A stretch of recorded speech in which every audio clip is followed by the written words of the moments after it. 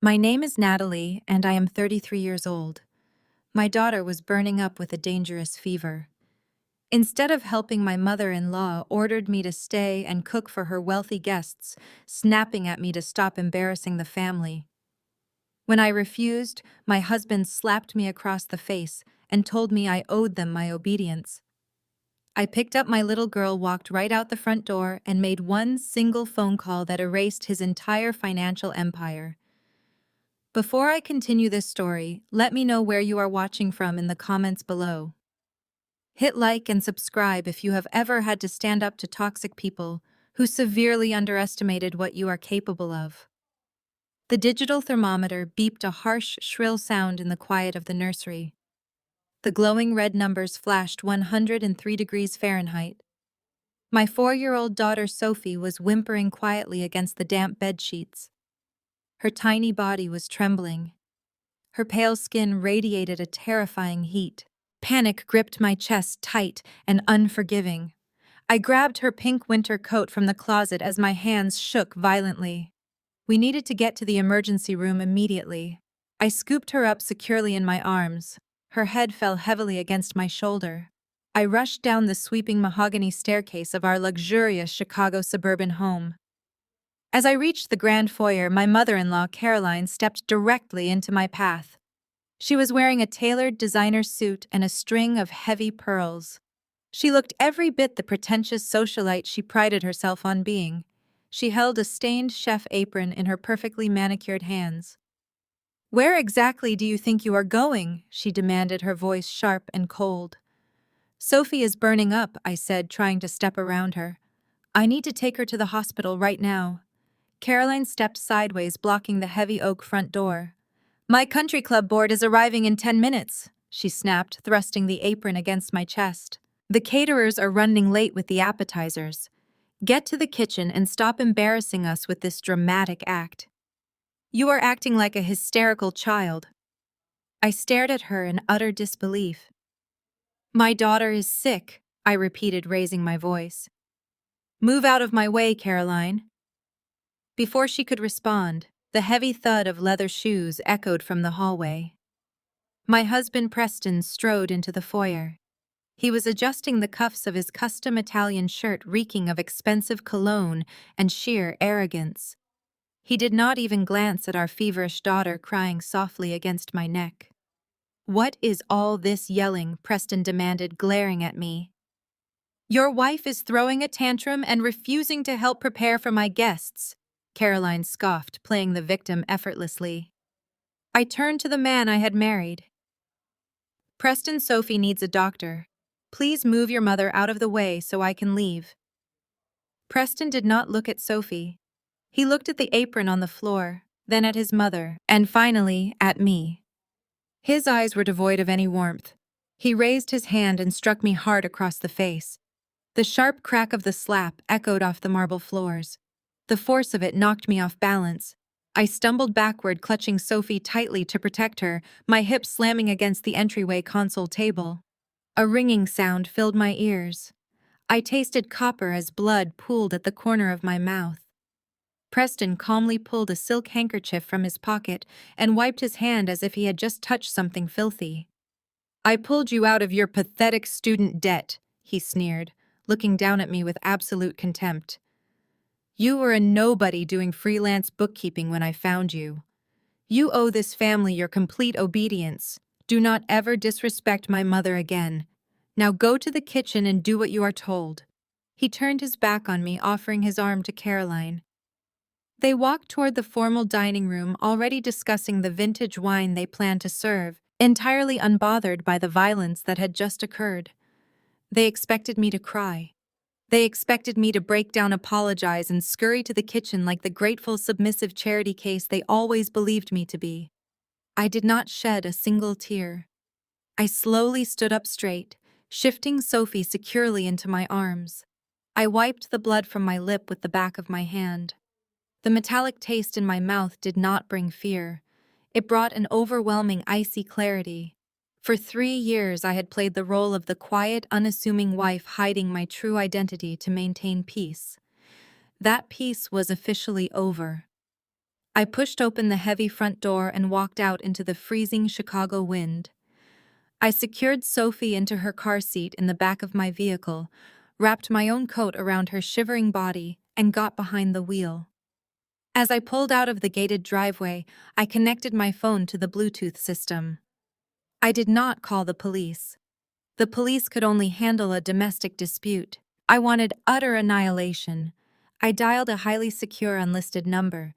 It was picked up on the first ring. Oliver. I said, my voice dangerously calm as I sped down the darkened suburban streets toward the hospital. "Good evening, Madam Executive," my lead wealth manager replied instantly. "Initiate Protocol 0. I ordered, keeping my eyes fixed on the road ahead. Freeze the primary equity line immediately. Back at the mansion, the arrogant country club board members had just sat down for their lavish formal dinner. Preston confidently handed his prized exclusive black credit card to the head caterer, expecting to pay an enormous bill. To his complete shock, the heavy metal card suddenly declined for insufficient funds. The fluorescent lights of Chicago Memorial Hospital buzzed with a sterile and clinical hum. I sat in the cramped pediatric emergency cubicle watching a nurse secure a tiny intravenous line to Sophie's fragile hand. The fever had spiked to 104 degrees in the car, but the fluids and antipyretics were finally doing their job. Her breathing was slowly evening out. I stroked her damp forehead, feeling the adrenaline of the past hour solidify into a cold and unbreakable resolve. I did not look at my phone. I knew exactly what was happening in the financial stratosphere miles away from this quiet hospital room. Oliver had executed Protocol 0 perfectly, and the dominoes were already falling. The sliding glass door of the cubicle slammed open, hitting the metal track with a violent crack. Preston marched in, his face flushed a deep and furious red, entirely ignoring the pediatric warning signs posted outside. Right behind him was his brother-in-law, Isaiah.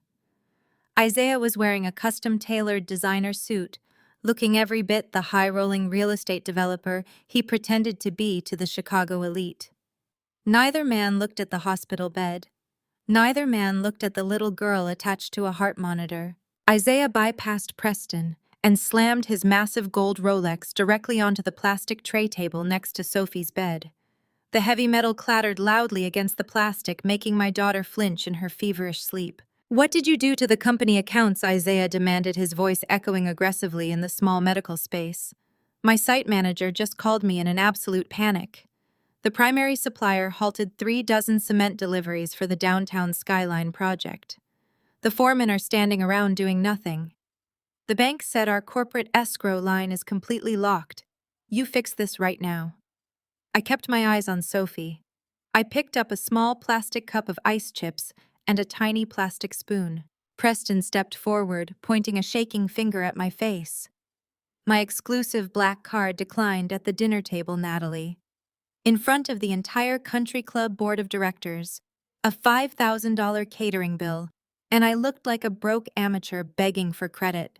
You manage those accounts. You fix whatever glitch you caused tonight, and then we are going to have a very serious conversation about your pathetic behavior. You do not just walk out on my mother." Isaiah scoffed, crossing his arms over his chest, his lip curling in disgust. "This is exactly what I told you, Preston. We let a community college amateur handle our books because you felt sorry for her. We gave her a pity job so she could feel important, clipping coupons and balancing petty cash, and now her incompetence is crashing my entire supply chain. I told you we needed a real corporate accounting firm to handle my real estate empire. You unlock those accounts right now, Natalie, or I swear I will sue you for every single penny of lost revenue. I build skylines while you bake casseroles. Do not play games with my money." I scooped a single ice chip onto the spoon. I gently touched it to Sophie's dry lips, letting the cool water soothe her parched mouth. I did not raise my voice. I did not shrink back or cower the way I had for the last 3 years. I simply looked up at Isaiah with a steady, unblinking gaze. "I did not lock the accounts, Isaiah," I said quietly, the calmness of my voice catching him off guard. "The bank fraud algorithm did." Isaiah froze, his arrogant posture faltering for a fraction of a second. What are you talking about? I set the plastic cup down on the table, pushing his Rolex aside. I warned you 3 months ago about moving capital from the employee pension fund into your offshore shell companies to cover your construction deficits. You ignored me. You told me to stay in my lane and just balance the books like a good little housewife. But did you not read the loan covenants you signed with Vanguard Capital? The second a suspicious transfer hits the federal threshold, the algorithm triggers an automatic and unchangeable freeze on all tied assets. Your cement deliveries are halted because the bank algorithms think you are laundering money. And legally speaking, they are absolutely right. Preston grabbed my arm, his grip bruising and tight. You listen to me right now. You are going to call the bank manager and authorize an override. You are going to tell them you made a clerical error. I calmly peeled his fingers off my arm one by one, looking directly into his angry eyes. I do not have the authority to override a federal fraud trigger, Preston. Nobody does. You both signed the legal paperwork. You dug this grave with your own arrogance. Preston stared at me, his chest heaving rapidly. The terrifying realization that his financial lifeline was severed was battling with his towering narcissism. His eyes darkened with a familiar and dangerous malice. He took a step back, straightening his expensive jacket, and pulled his phone from his pocket. You think you can play games with my life? Preston sneered, his voice dropping to a vicious, venomous whisper. You think because you memorized some banking rules you have power here? You are nothing. You are a homeless, unstable liability who just ruined her own life. He looked down at Sophie sleeping in the hospital bed, then back at me with a cold and triumphant smile. I am filing for emergency sole custody tonight. I am going to tell the court you had a violent mental breakdown, kidnapped my daughter, and are financially destitute. Let us see how smart you feel when I take Sophie away from you forever. I am calling Judge Harrison right now. We play golf every Sunday. He will sign the ex parte order before you even leave this hospital. Have fun living on the streets, Natalie. I pulled my car up to the estate's wrought iron gates. A marked police cruiser followed for a civil standby. After Preston threatened to strip my custody rights, I returned protected. I needed personal documents, necessities for Sophie, and my work laptop. Valets parked luxury vehicles in the circular driveway. Caroline was hosting a mimosa brunch on the veranda. The country club board sipped champagne while a string quartet played. The sheer audacity of her hosting a party while my daughter suffered in a hospital bed fueled the fire inside my chest. I stepped out, 2 officers flanking me. The chatter died instantly. Dozens of women turned to stare. Caroline stood at a linen-covered table holding a flute. Her face flushed when she saw the police. Caroline marched down the terrace steps, heels clicking aggressively. She wanted an audience. What is this? She demanded, glaring at the officers before turning to me. You bring police to cause a scene. You are unhinged. I am here for my belongings, I stated evenly. The officers will ensure no altercations while I pack. Caroline let out a harsh laugh. Pack what exactly? She sneered. You brought nothing into this marriage, Natalie. Everything you wear and eat was paid for by my son. She snapped her fingers at a maid near the door, who hurried forward carrying 2 black plastic trash bags. Caroline snatched one and dumped its contents directly onto the paved driveway. My modest sweaters, practical slacks, and older boots spilled out onto the concrete. I took the liberty of gathering your pathetic little wardrobe, Caroline announced loudly. Go back to the trailer park you came from. This house is for people with actual pedigree, not community college dropouts looking for a free ride. Preston is already filing the paperwork to take Sophie from you. You are going to be left with absolutely nothing. The women on the veranda murmured among themselves. They fully expected me to break down weeping on the pavement, to fall to my knees and gather my clothes from the dirt, or to scream back at her in a hysterical rage. They expected the helpless, submissive girl I had pretended to be. I did not even look at the clothes on the ground. I stepped around the pile and walked directly up the stone steps toward the veranda.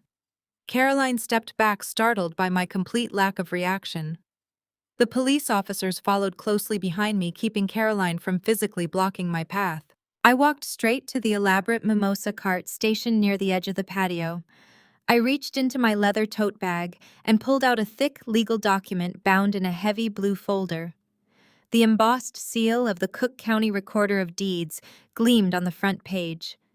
I dropped the file squarely onto the silver serving tray, right next to Caroline's champagne.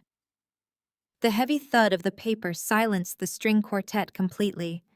Nobody dared to move a muscle as the reality of the situation began to settle heavily over the patio.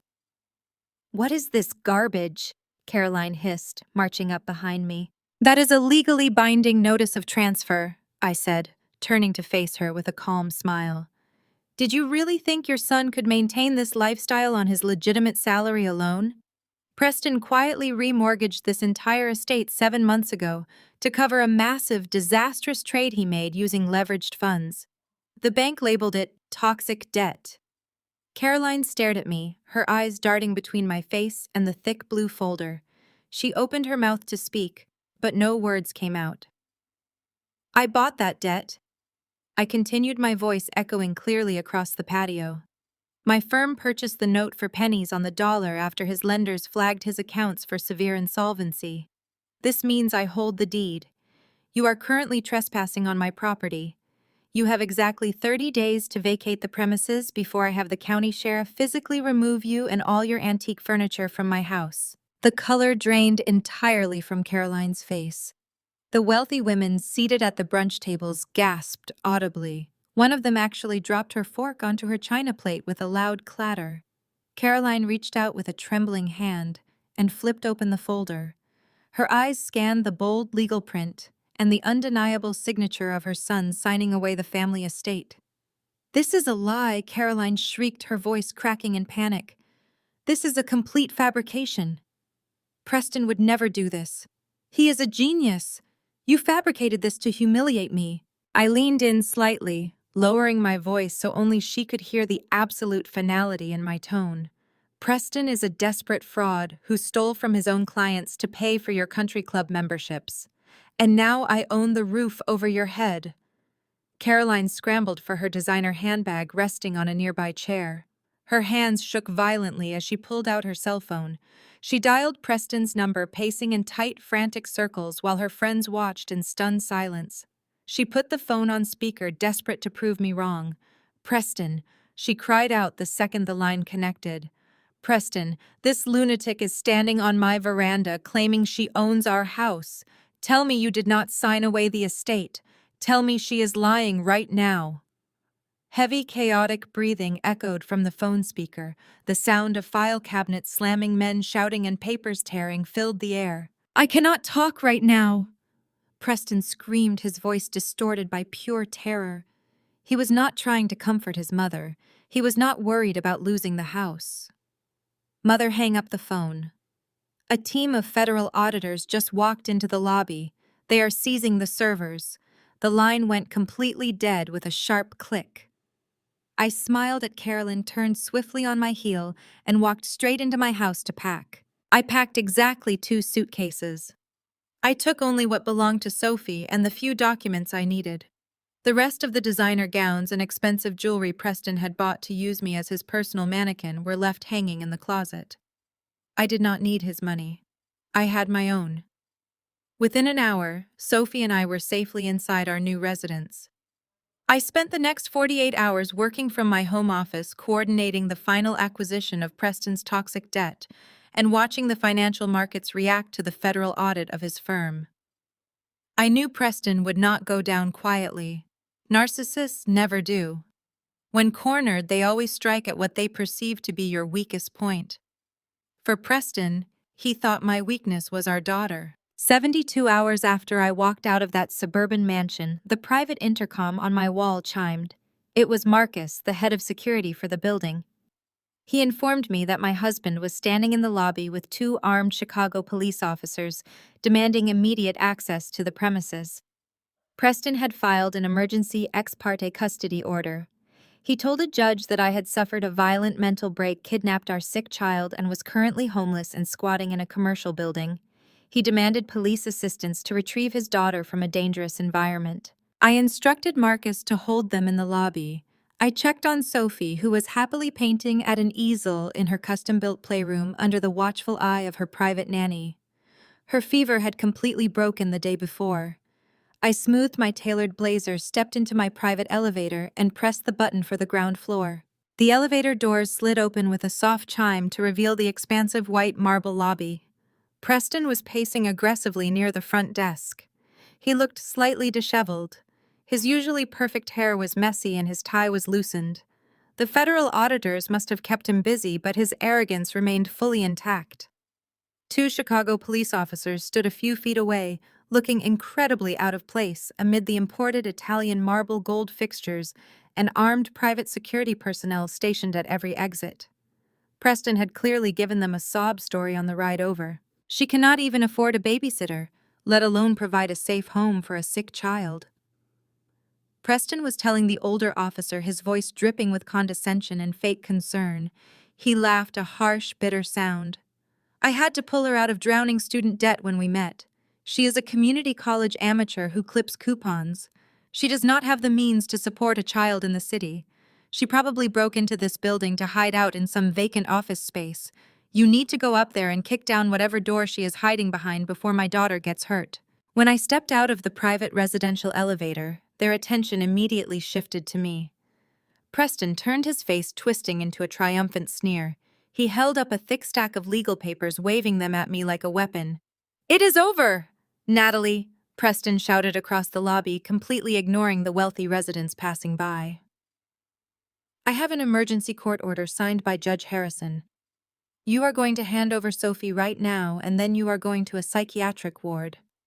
Officers arrest her for child endangerment." The senior police officer stepped forward, holding up a hand to silence Preston. He looked at me respectfully. "Ma'am, we received a report of a kidnapped child being held in an unsafe transient environment by an unstable individual. We need to verify the child's safety and your legal residence here." I walked calmly toward the officers, entirely ignoring Preston. "I am the sole owner of this property, officer," I stated, my voice echoing clearly in the vast space. "This is a $12 million ultra-secure residential penthouse. I own the top 3 floors. I also own the private security network you see around you. My daughter is upstairs in her playroom with her registered pediatric nurse. She is perfectly safe, fully recovered from her fever, and in her legal home." Preston let out a loud, mocking laugh. He turned to the police. "Do you see what I mean? She is completely delusional. She is a part-time bookkeeper. She does not own a penthouse. She is having a psychotic break. Arrest her." I pulled a sleek high-definition tablet from my leather tote bag. I did not lock eyes with Preston. I focused entirely on the police officers. "My husband claims I am a danger to my child," I said smoothly. "He also claims he is a loving, concerned father. I think you should see exactly what kind of father he is before you execute any orders based on his perjury." I tapped the screen and handed the tablet to the senior officer. The screen displayed crisp, hidden nanny cam footage from the foyer of our former mansion. The audio was crystal clear. The officers watched as my mother-in-law threw an apron at me while I held my burning, sick child. They watched as Preston marched into the frame. They heard the exact moment Preston slapped me violently across the face, sending me crashing against the table with Sophie in my arms. They heard him demand obedience over his daughter's medical needs. The lobby was dead silent except for the horrifying sound of the slap playing on a loop from the tablet. Preston's face went completely pale. His jaw dropped as he stared at the screen in the officer's hand. The smug, triumphant sneer vanished, replaced by sheer, suffocating panic. He opened his mouth to speak, to formulate some kind of lie, but the senior officer aggressively shoved the tablet back into my hands and turned on Preston. The officer's hand rested instinctively on his duty belt. His demeanor had shifted from polite inquiry to absolute hostility. Preston took a step backward, raising his hands defensively. "That video is taken out of context," Preston stammered, his voice cracking. "She provoked me. I was stressed about my business. You do not understand the pressure I am under." I reached into my tote bag one last time and pulled out a different set of documents bearing the official seal of the family court. I had filed them the morning after the hospital visit, fast-tracked by my own team of elite corporate attorneys. I handed the papers to the second police officer. "You are absolutely right, officer," I said quietly. "My husband is under a lot of pressure. Federal auditors are currently tearing apart his hedge fund, but that does not give him the right to assault me or endanger my child. That is a fully executed permanent restraining order. It revokes his emergency custody claim entirely due to documented domestic violence. He is in direct violation of that order just by standing in my lobby." The senior officer grabbed Preston roughly by the shoulder, spinning him around. Preston shrieked in protest as the officer pulled a pair of steel handcuffs from his belt. "You are being served," the officer growled, snapping the cold metal tightly around Preston's wrists in front of the entire lobby. "You have zero custody rights, and you are under arrest for violating a protective order." The morning sunlight streamed through the floor-to-ceiling windows of the artisanal coffee roastery located directly across the street from my new ultra-secure penthouse building. I sat at a quiet corner table sipping a perfectly brewed cappuccino. The lingering tension of the past few days was beginning to dissipate. Sophie was upstairs happily eating blueberry pancakes with her private pediatric nurse, entirely unaware that her father was currently sitting in a holding cell facing multiple felony charges and a permanent restraining order. I opened my laptop to review the morning market fluctuations, enjoying the rare sensation of complete undisturbed peace. That peace lasted exactly 12 minutes. The heavy glass door of the coffee shop swung open with such violent force that it slammed against the brass stop, rattling the entire storefront. Several patrons jumped in their seats. I did not need to look up to know who had just walked in. The heavy, aggressive footsteps stomping across the polished concrete floor belonged to only one person: Isaiah. He spotted me immediately, his face contorted into a mask of pure, unadulterated rage. He looked nothing like the polished, arrogant real estate mogul who had thrown his gold Rolex on Sophie's hospital tray just a few nights ago. His designer suit was wrinkled, his tie was completely missing, and a frantic sweat coated his forehead. He marched straight to my table, knocking an empty chair out of his way. It clattered loudly against the floor, drawing alarmed stares from the baristas behind the counter. "What did you do?" he hissed, planting both of his massive hands flat on my table and leaning over me. "What did you do to my flagship development?"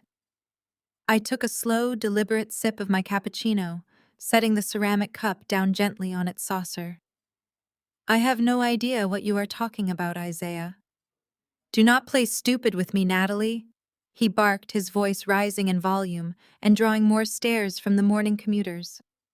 My downtown luxury condo project was just swarmed by city inspectors. They slapped a massive red stop-work order right on the front gates. The entire site is shut down.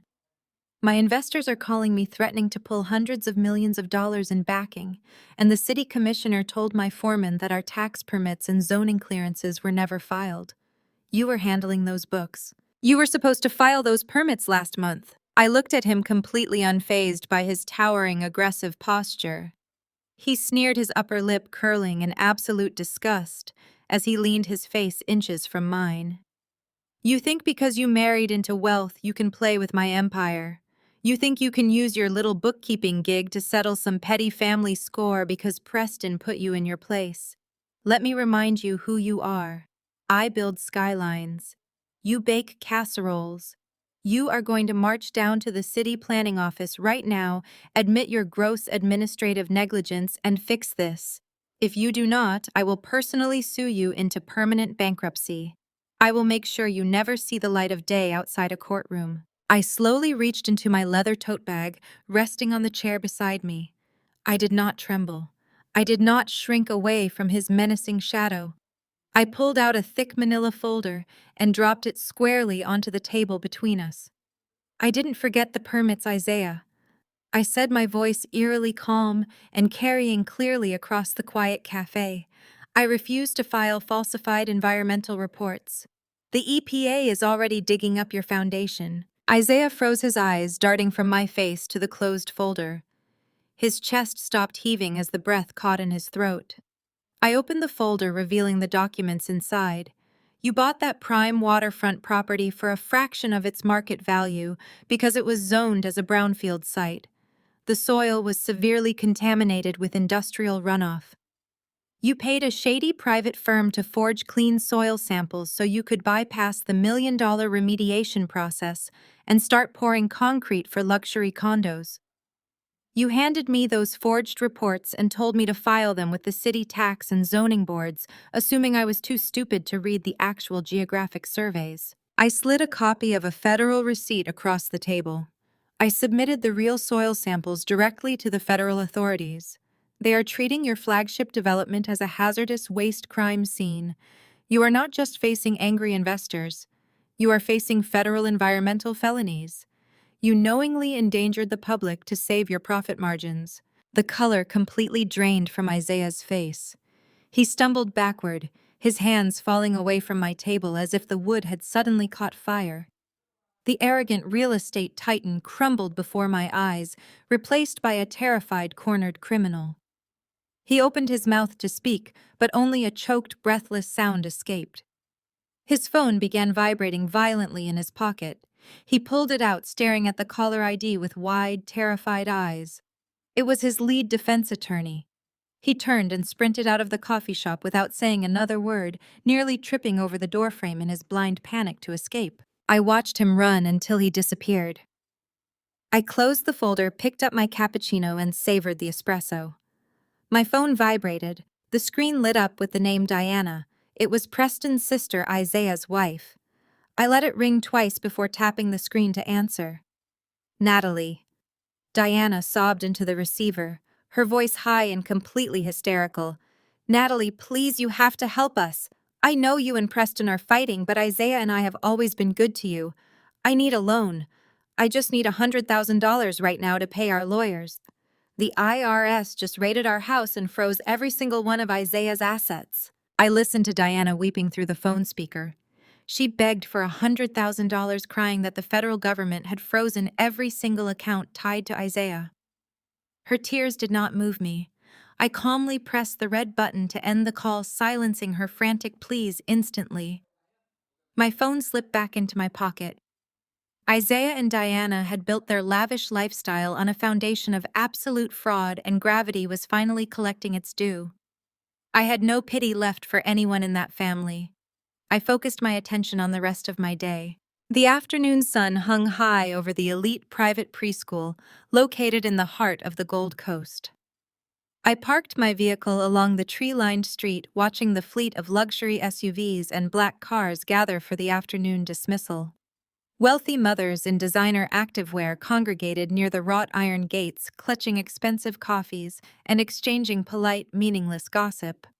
For 3 years I had walked among them as the quiet, unassuming daughter-in-law of the formidable Caroline. They had largely ignored me, viewing me merely as Preston's charity case. Today the atmosphere felt distinctly different. Whispers trailed my footsteps as I approached the heavy oak doors of the main building. They had clearly heard the rumors swirling through the financial district regarding Preston's sudden downfall. Before I could even reach the brass handle of the front door, a sharp voice cut through the ambient chatter of the courtyard.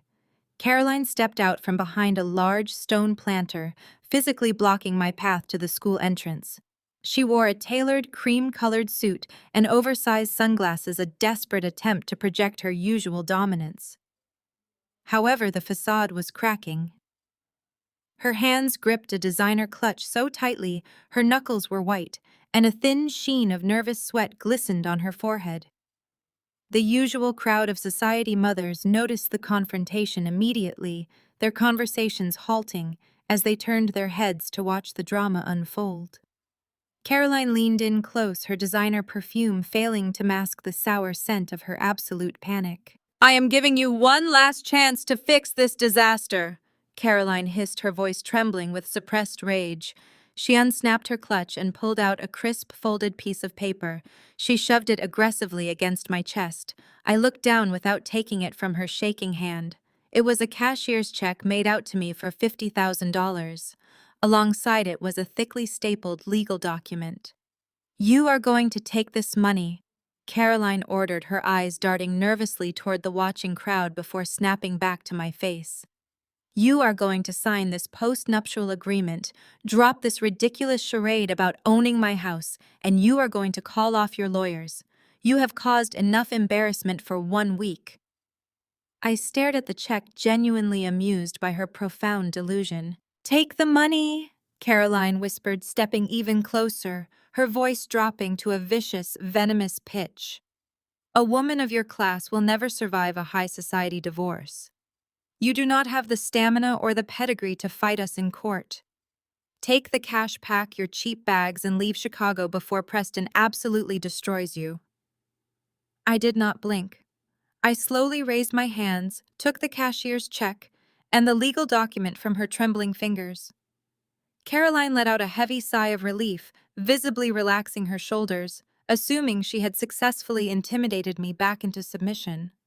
I looked her dead in the eyes, grasped the top of the papers, and ripped the check and the contract directly down the middle. Caroline gasped loudly, taking a shocked step backward as the torn pieces of paper fluttered to the pristine pavement between us.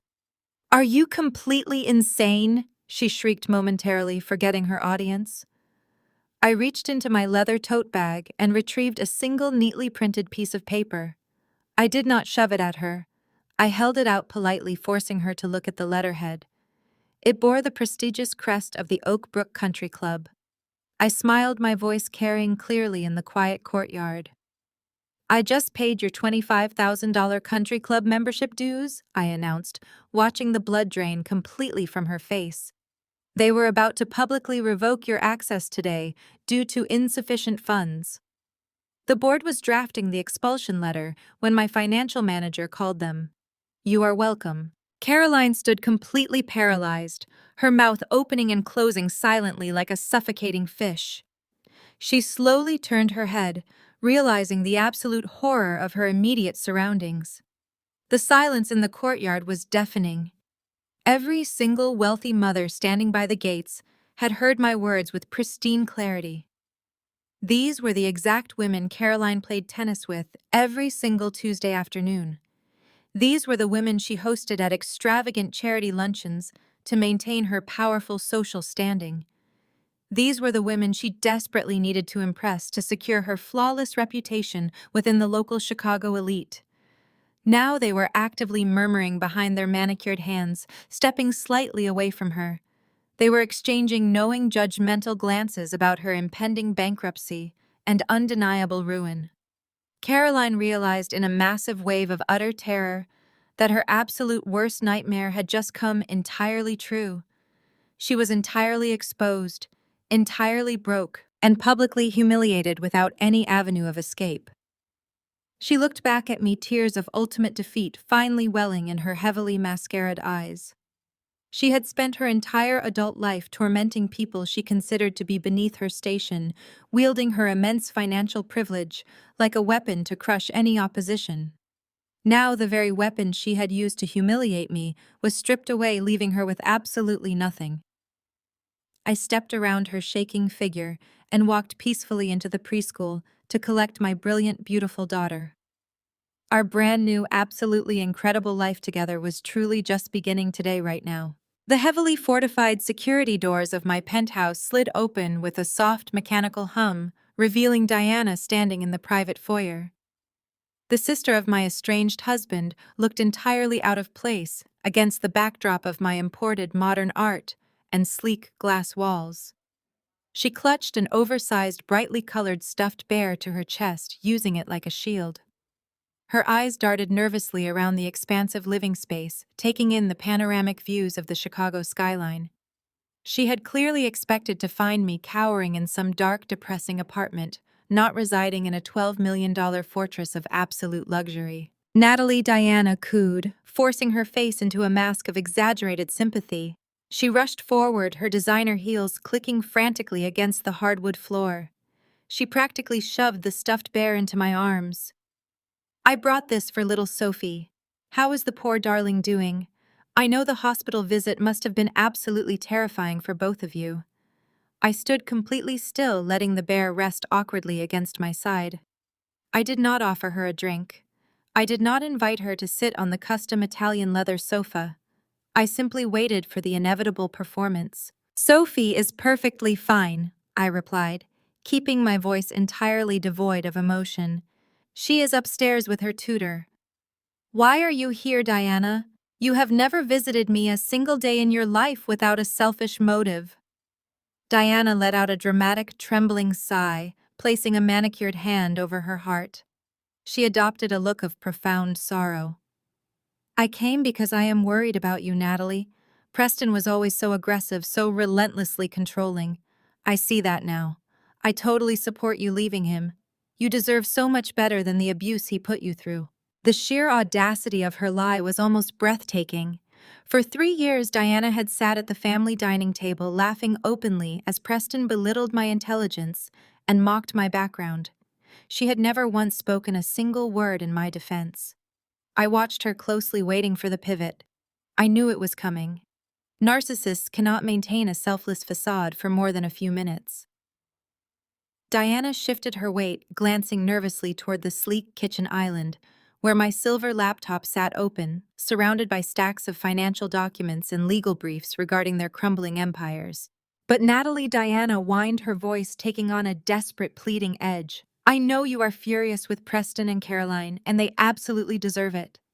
But Isaiah has nothing to do with their toxic behavior. You know he is just a hardworking developer trying to provide for our family. The IRS freeze is destroying us. The banks are threatening to repossess our primary home by Friday. Can you please just call the bank and unlock the business accounts of Isaiah? We are family, Natalie. You cannot just let my children suffer because you are having a bitter dispute with my brother. I stared at her, marveling at the pathetic nature of her manipulation.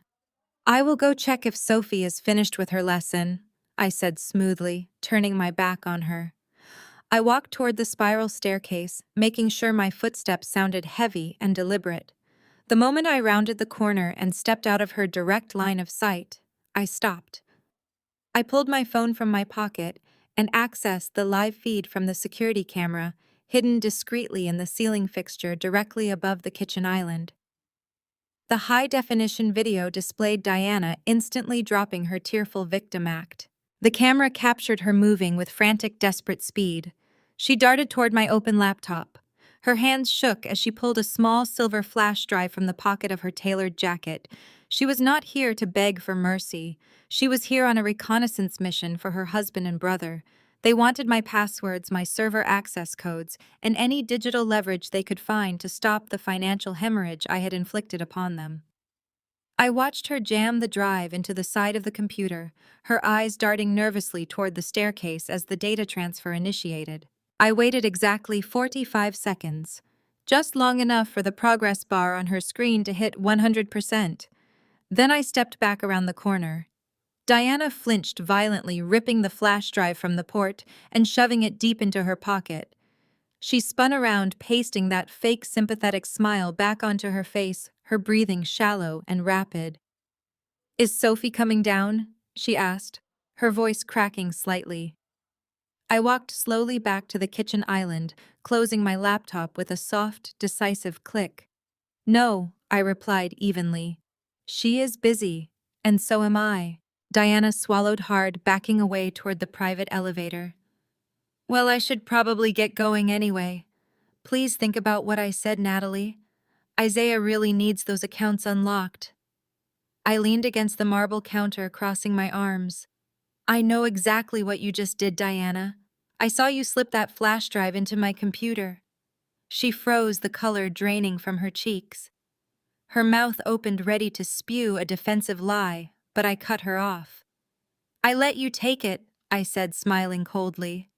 The files you just downloaded are not my administrative passwords or my banking codes.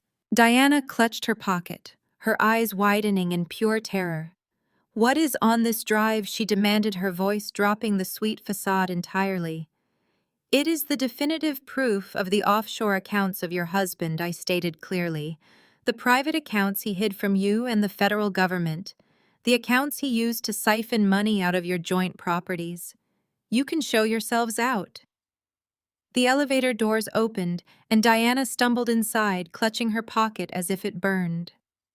10 minutes later, sitting inside her vehicle, she discovered Isaiah was funding a Miami mistress exclusively. While Diana sat in her idling luxury SUV watching her entire fraudulent marriage disintegrate on a small glowing screen, her brother Preston was currently fighting his own rapidly losing battle across town. Inside the glass-walled executive boardroom of his boutique hedge fund, the atmosphere was suffocatingly tense. Red numbers flashed across the digital tickers lining the walls. Preston stood at the head of the long mahogany table, aggressively loosening his silk tie. His firm was bleeding capital at a catastrophic rate. The federal audit I had triggered was spooking his highest net worth clients, causing a massive synchronized exodus of funds. His phone vibrated relentlessly on the polished wood surface.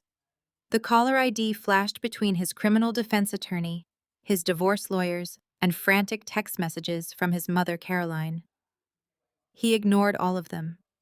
He flipped his phone face down entirely, dismissing the reality of the impending divorce and his pending assault charges. He refused to accept that his carefully constructed empire was crumbling due to the very woman he had always considered intellectually inferior.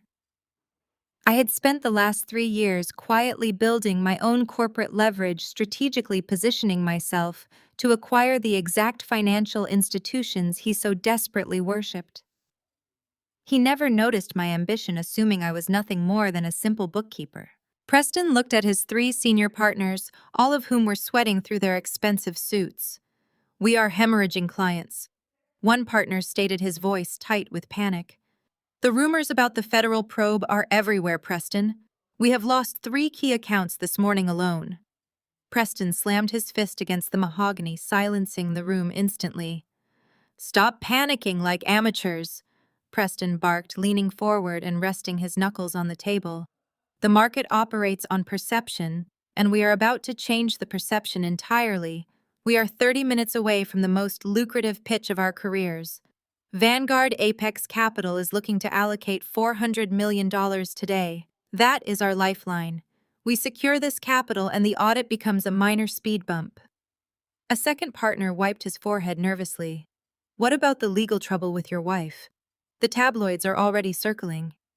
Preston let out a harsh barking laugh, rolling his eyes in absolute disgust. "My ex is throwing a desperate, pathetic tantrum," Preston stated, straightening his posture and adjusting his suit jacket. "She thinks she can rattle me with a few lucky administrative maneuvers. But once we land this institutional whale, I am going to freeze every account she has. I will bury her in so many legal fees, she will be begging to settle for pennies. Forget about Natalie. Focus entirely on the Apex pitch." Promptly at 10 a.m., the heavy double doors of the boardroom swung open. Preston instantly transformed. The sweating, desperate hedge fund manager vanished, replaced by the charismatic, arrogant salesman who had charmed his way into Chicago high society. 3 representatives from Vanguard Apex Capital stepped into the room. They were dressed in immaculate, understated business attire, exuding the quiet, absolute power of people who controlled unimaginable wealth. The lead representative, a sharp-eyed woman with steel-gray hair, took the center seat opposite Preston. She did not return his bright, practiced smile. She simply opened a sleek leather portfolio and arranged a few documents in front of her. The other 2 representatives sat silently on either side of her, opening their tablets. Preston launched immediately into his meticulously prepared presentation. He paced the room with practiced ease, projecting charts and financial projections onto the massive smart screen behind him. He spoke of aggressive growth strategies, unparalleled market foresight, and guaranteed returns. He spun a narrative of an invincible financial fortress, completely omitting the reality of the federal auditors currently tearing through his filing cabinets 2 floors below. He spoke for 20 solid minutes, his voice dripping with absolute, unwavering confidence. When Preston finally concluded his pitch, he clasped his hands together and offered the lead representative a winning smile. "We are prepared to integrate your capital immediately," he stated smoothly. The gray-haired woman did not look up from her portfolio. She picked up a silver pen, tapped it twice against her notepad, and finally met his gaze. Her expression was entirely devoid of warmth. "Your financial projections are certainly aggressive, Mr. Shaw," she said, her voice remarkably even and cool. However, Vanguard Apex Capital does not make decisions based solely on projected market returns. We operate under an entirely different set of mandates. Preston maintained his smile, though a flicker of confusion crossed his eyes. "We are happy to accommodate any specific reporting requirements you might have," he offered quickly. The representative shook her head slightly. "You misunderstand," she replied. "Our CEO mandates strict ethical clauses for any firm we partner with. We require absolute transparency, pristine legal standing, and an unblemished record of personal and professional integrity from the managing partners. We are aware of the current federal audit regarding your firm." Preston swallowed hard, his smile finally slipping. "The audit is a routine misunderstanding," he stammered, his polished demeanor cracking.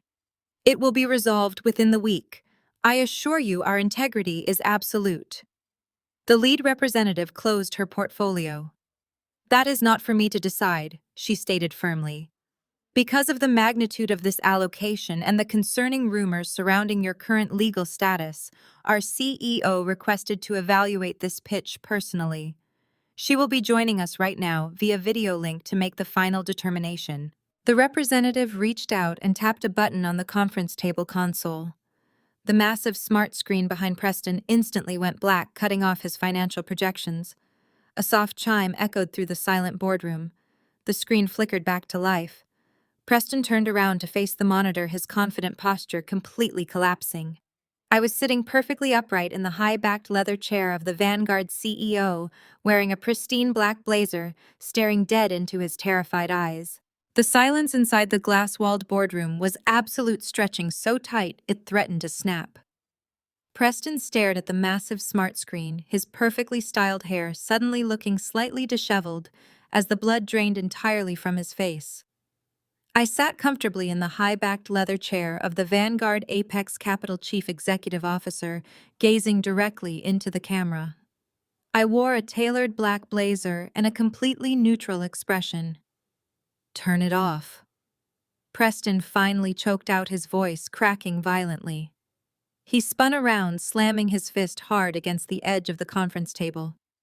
"Turn the screen off right now. This is a sick prank." "My ex-wife hacked the feed. She is a part-time bookkeeper. She has absolutely zero affiliation with Vanguard." The lead representative from Vanguard, the steel gray-haired woman, did not even blink. She slowly folded her hands on the polished mahogany table. "Mr. Shaw," she said, her voice dropping to a freezing register, "you are addressing the majority shareholder and acting chief executive officer of our firm. I suggest you moderate your tone immediately." Preston completely lost his mind. His carefully constructed professional facade shattered into a million irreparable pieces. He pointed a shaking finger at the screen, his face flushing a dangerous dark crimson. "That woman is an amateur," he screamed, turning frantically to his 3 senior partners who were now visibly sweating. "She does not even know how a profit and loss statement works. She clips grocery coupons. She spent the last 3 years picking out throw pillows and organizing playdates. She does not run a multi-billion-dollar institutional investment firm. You are all being fooled by a desperate, vindictive housewife." I leaned forward slightly, resting my elbows on my massive mahogany desk. My voice echoed crystal clear through the boardroom surround sound system. "Actually, Preston, clipping coupons requires a fundamental understanding of basic arithmetic. That is a skill you apparently abandoned when you decided to start fabricating your quarterly returns." Preston froze, his outstretched hand dropping slowly to his side. His 3 senior partners shifted uncomfortably in their expensive leather chairs, casting terrified glances at the Vanguard representatives. I tapped a single key on my laptop. The video feed of my face shrank to the top right corner of the boardroom screen, replaced instantly by a complex, highly detailed web of financial schematics. I had spent the last 2 years quietly buying up Vanguard equity through a blind trust, using the vast hidden capital my grandfather had quietly left me. I used that leverage to assume the executive chair precisely for this exact moment. These are your proprietary trading algorithms, Preston.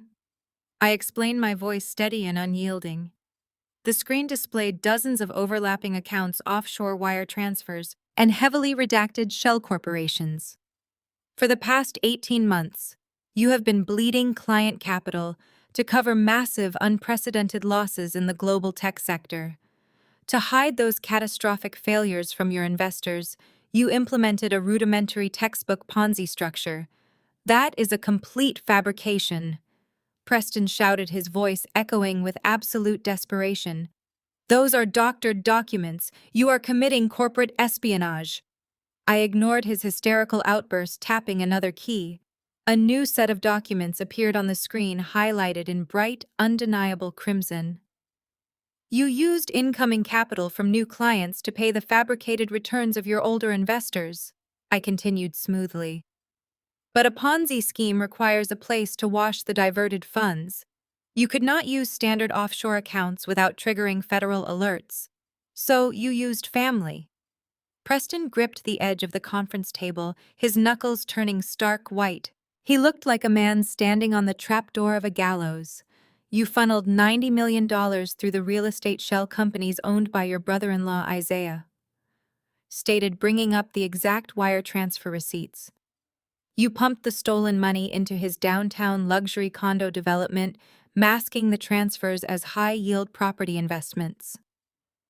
The problem, Preston, is that Isaiah was using severely contaminated brownfield sites. The federal government shut down his entire operation this morning. Isaiah is currently fleeing federal indictments, and your $90 million wash cycle is permanently frozen by the United States government. You are completely out of capital, and you are entirely out of time. The three Vanguard representatives stood up in perfect unison, closing their leather portfolios. The lead representative looked at Preston with profound, unmistakable disgust. Vanguard Apex Capital is officially declining your pitch, Mr. Shaw, she said. We have also forwarded this entire presentation, including the wire fraud evidence, directly to the Securities and Exchange Commission. Good day. The Vanguard team walked out of the boardroom without looking back, the heavy glass doors shutting firmly behind them. Preston stood completely paralyzed. The total devastation of his legacy settled over him like a suffocating shroud. He turned slowly toward the smart screen, his arrogant sneer completely gone, replaced by the hollow, vacant stare of a ruined man. Natalie, he whispered, his voice trembling with a pathetic, desperate plea. Please, we can fix this. We can make a deal. I will sign whatever divorce papers you want. Just retract the files. Before I could respond, the dynamic inside the boardroom shifted violently. The three senior partners of his hedge fund men who had previously worshipped Preston simultaneously stood up. Their faces were extremely pale, slick with the terrified sweat of men realizing they were about to go to federal prison for crimes they did not commit. We are not going down for your domestic disputes and your illegal side deals, the managing partner yelled, slamming his hands on the table. You lied to us. You used our firm to run a criminal enterprise with your shady brother-in-law. Preston whipped his head around, his eyes wide with betrayal. We are partners, he stammered. Not anymore, the partner snarled. We are voting to oust you right now. The remaining partners immediately agreed, mutinying without hesitation. 30 miles away from the spectacular implosion of the hedge fund of her son, Caroline Shaw stood in the center of her sprawling, manicured lawn, holding a crystal flute of vintage champagne. The afternoon sun bathed the historic family estate in a golden cinematic glow, illuminating the meticulously arranged floral centerpieces and the pristine white linen draped over the outdoor tables. A string quartet played softly in the background, providing the perfect soundtrack for her aggressive display of absolute delusion. Caroline had spent the entire morning fielding frantic phone calls from Diana, listening to hysterical updates about the frozen offshore accounts and the impending federal indictments surrounding Isaiah. Rather than acknowledging the catastrophic reality crashing down upon her family, Caroline had immediately instructed her domestic staff to organize an impromptu, lavish garden party. She invited 50 of her wealthiest, most influential socialite friends, determined to project an image of unshakable financial stability. She wore a stunning pastel designer dress, greeting her guests with tight, practiced smiles and loud, forced laughter. She completely ignored the uncomfortable, hushed whispers rippling through the crowd as news alerts began popping up on the cell phones of her guests regarding the sudden ousting of Preston from his own firm. Caroline glided elegantly between the tables, making sure her diamond necklace caught the light. She approached a cluster of older women who were discreetly glancing at their screens. Evelyn, darling Caroline, cooed, pressing her cheek against the air next to the face of her friend. I am so thrilled you could make it on such incredibly short notice. Evelyn offered a strained, nervous smile, clutching her designer clutch tightly. Caroline, we are hearing the most dreadful rumors about Preston downtown. Evelyn murmured, her eyes darting around the garden. They are saying his firm is currently being raided by federal agents. Caroline threw her head back and let out a bright, entirely artificial laugh that sounded like shattering glass. She waved her hand dismissively, ensuring every woman in the immediate vicinity heard her next words. Please do not listen to that ridiculous tabloid gossip, Caroline declared loudly, her voice dripping with absolute condescension. My son is just restructuring his assets to hide them from that gold digger he foolishly married. You know how these bitter divorces get. Natalie is throwing a desperate tantrum because she realized she is walking away with absolutely nothing. Preston is 5 steps ahead of her as always. The women exchanged highly skeptical glances, but nodded politely, too deeply ingrained in polite society to challenge her directly. Caroline signaled to a passing waiter, taking a fresh glass of champagne. She raised her glass high into the air, tapping it with a silver spoon to command the attention of the entire lawn. The string quartet abruptly stopped playing.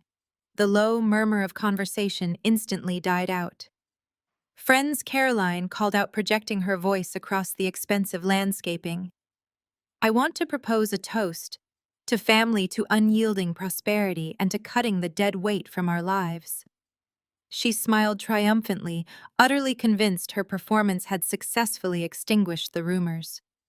Before a single guest could raise their glass in response, the harsh, grating sound of heavy diesel engines violently shattered the serene afternoon atmosphere. A massive commercial moving truck aggressively turned into the long, winding cobblestone driveway of the estate. It was closely followed by a second truck, and then most devastatingly 2 black and white county sheriff cruisers with their lights flashing silently. The heavy tires crushed the perfectly manicured edges of the pristine lawn as they parked directly in front of the grand portico. The guests gasped collectively, lowering their crystal flutes as the uniformed deputies stepped out of their vehicles. Caroline froze completely, her champagne glass hovering midair. Her flawless pastel exterior instantly drained of all color. She stared in absolute horror as a sleek, midnight black town car pulled into the driveway, smoothly parking right behind the sheriff cruisers. The back door of the town car opened with a soft, heavy click. I stepped out onto the cobblestones, wearing a sharp, tailored ivory suit, projecting the exact kind of effortless, terrifying power Caroline had always pretended to possess. I did not look like a defeated, discarded housewife. I looked like the new owner of the estate. I walked deliberately across the lawn, my heels sinking slightly into the soft grass, holding a thick stack of legally binding documents. The crowd of wealthy socialites parted for me instantly, creating a wide, silent path leading directly to the former family matriarch. Caroline stared at me, her chest heaving as she struggled to comprehend the visual reality standing before her. What is the meaning of this? Caroline shrieked, her voice completely losing its refined aristocratic modulation. You are trespassing on my private property. I stopped precisely 3 feet away from her, offering a cold, terrifyingly serene smile. It is no longer your property, Caroline, I stated clearly, ensuring my voice carried to the furthest edges of the garden party. I handed the top document directly to the sheriff, who stepped forward and presented it to her. This estate was leveraged against the hedge fund of your son, which is now insolvent.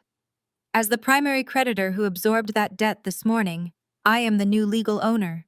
You have been formally served with an immediate eviction notice. Caroline looked down at the paper, her hands trembling so violently she could barely hold it. The deputies signaled the moving crew, who immediately began marching up the front steps of the mansion. No, Caroline gasped, watching in absolute terror as two men walked out, carrying her absolutely prized vintage mahogany antique credenza. You cannot do this. You are a nobody. I stepped closer, my voice dropping to a harsh whisper. I am the exact gold digger who just bought your life, I replied smoothly. Caroline clutched her chest, her eyes rolling back into her head as she collapsed, completely fainting dead away onto the manicured lawn. I did not wait for the paramedics to revive Caroline. I stepped smoothly over her sprawling form and returned to the quiet sanctuary of my idling town car. The driver closed the heavy door, shutting out the frantic shrieks of the remaining socialites. I instructed him to take me to the private underground parking structure of my new corporate headquarters downtown.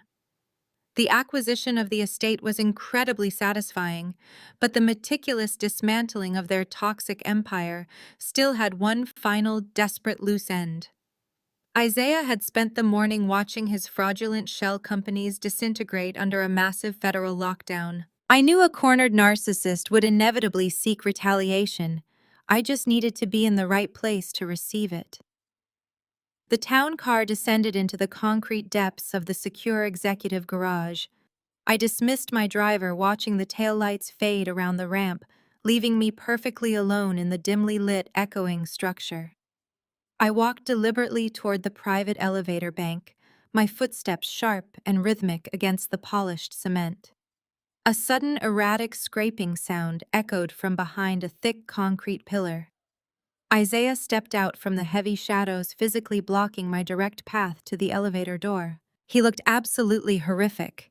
The suave, effortlessly arrogant real estate developer who constantly bragged about his Miami mistress and his offshore tax havens was entirely gone.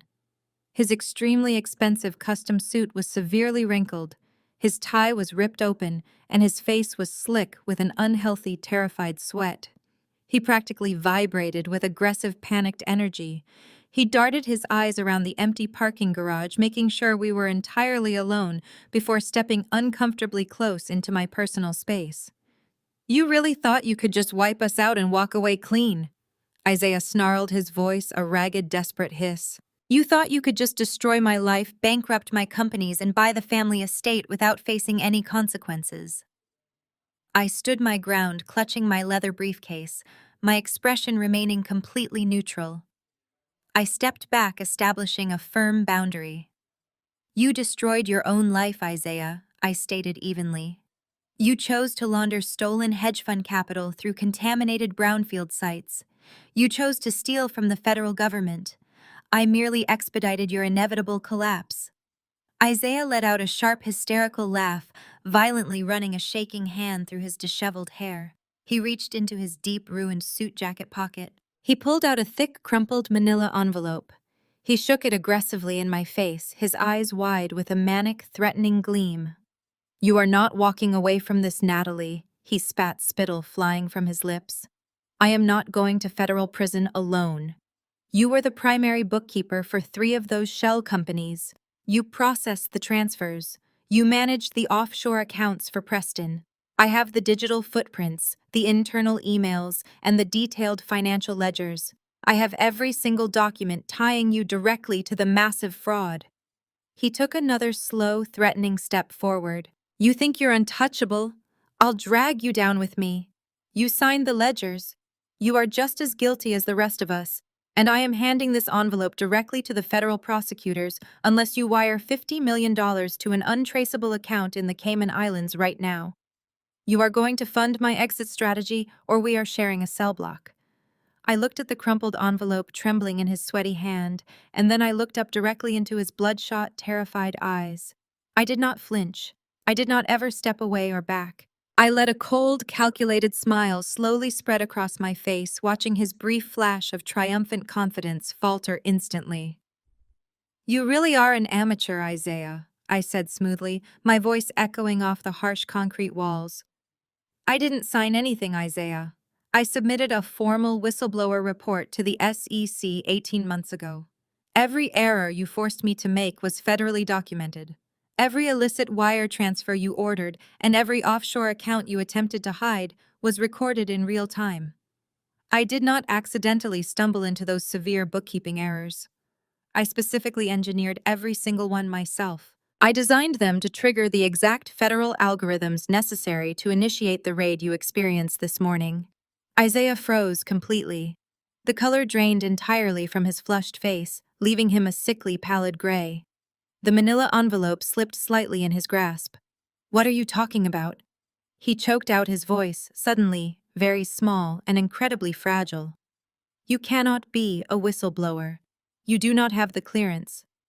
I took a deliberate step toward him, watching him instinctively shrink back against the concrete pillar. "I was granted full federal immunity exactly 18 months ago," I told him confidently. I continued enunciating every single word with absolute chilling clarity.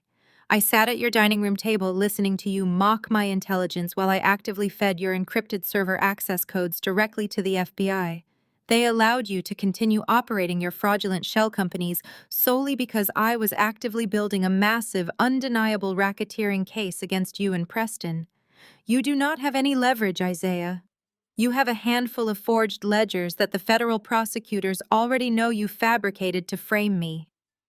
Isaiah opened his mouth, desperately trying to formulate a response to the hopeless trap. His chest heaved as a profound, suffocating panic finally crushed the last remaining fragments of his arrogance. He raised a shaking hand, clenching his jaw as an aggressive, violent instinct suddenly overtook his overwhelming fear. "You malicious, calculating snake," he growled, stepping aggressively toward me, raising his arm. Before he could close the distance, I reached up and casually tapped the pearl brooch, pinned precisely to the lapel of my ivory suit. Flashing police lights suddenly appeared at the far end of the dark parking garage. The blue illumination quickly reflected off the concrete. Isaiah realized I wore a wire. The morning breeze off Lake Michigan did nothing to settle the energy coursing through my veins from the confrontation with Isaiah. I stood near the wrought iron gates of Crestwood Academy, waiting for the bell. Sophie clutched my hand, her small fingers warm, babbling happily about her upcoming art project. The other affluent mothers stood in their usual manicured clusters, holding artisanal coffees and discussing their upcoming charity galas. It was a picture of absolute serene domesticity, a stark contrast to the absolute carnage I had unleashed upon the Shaw family empire over the past 48 hours. Then the sleek silver sports car aggressively mounted the curb. Preston threw his door open before the vehicle had even fully stopped. He did not look like the ousted, disgraced hedge fund manager who had been unceremoniously evicted from his own boardroom yesterday afternoon. He looked like the man I had foolishly married. He wore a perfectly tailored charcoal suit, his hair swept back with meticulous care. He held a massive, ostentatious bouquet of long-stem red roses, the exact kind of performative romantic gesture he always utilized whenever he needed an audience to validate his behavior. He walked briskly toward us, plastering an expression of profound, agonizing remorse across his handsome face. I immediately stepped in front of Sophie, shielding her from his line of sight. "Natalie," he called out.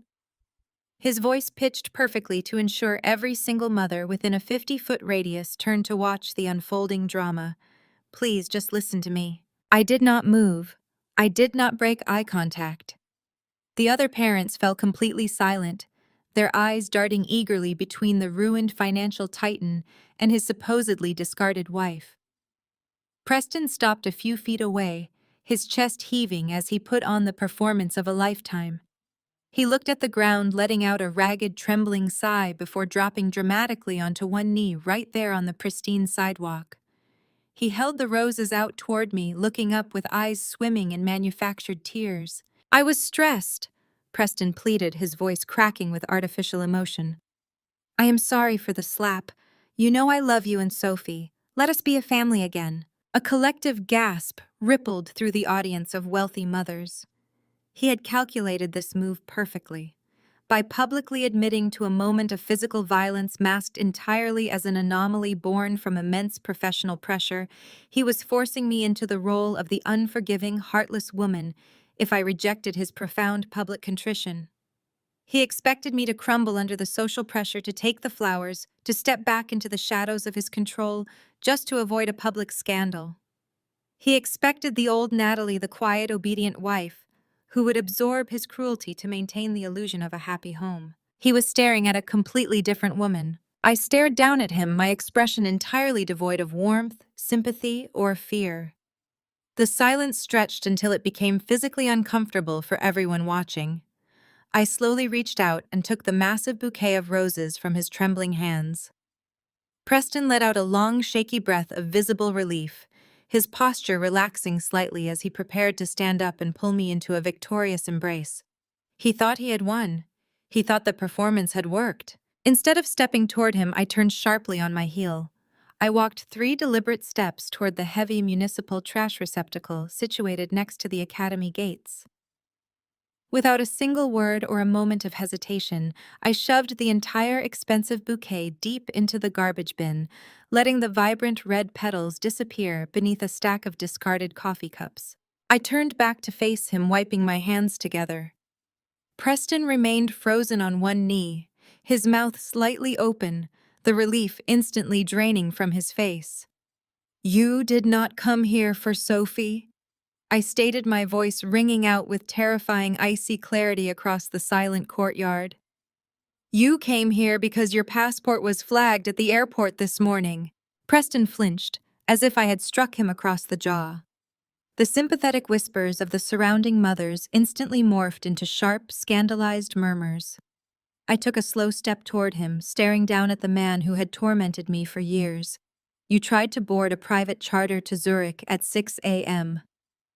I continued, smoothly exposing his desperate cowardice to his entire social circle, but federal authorities had already frozen your travel privileges following the racketeering indictments handed down against Isaiah late last night. You are trapped in Chicago, Preston. Your firm ousted you, your accounts are frozen, and you are facing a massive federal probe regarding your offshore Ponzi structure. This pathetic display with the flowers is just a desperate attempt to manipulate me into signing a spousal privilege agreement, so I cannot testify against you in federal court." The mask completely slipped.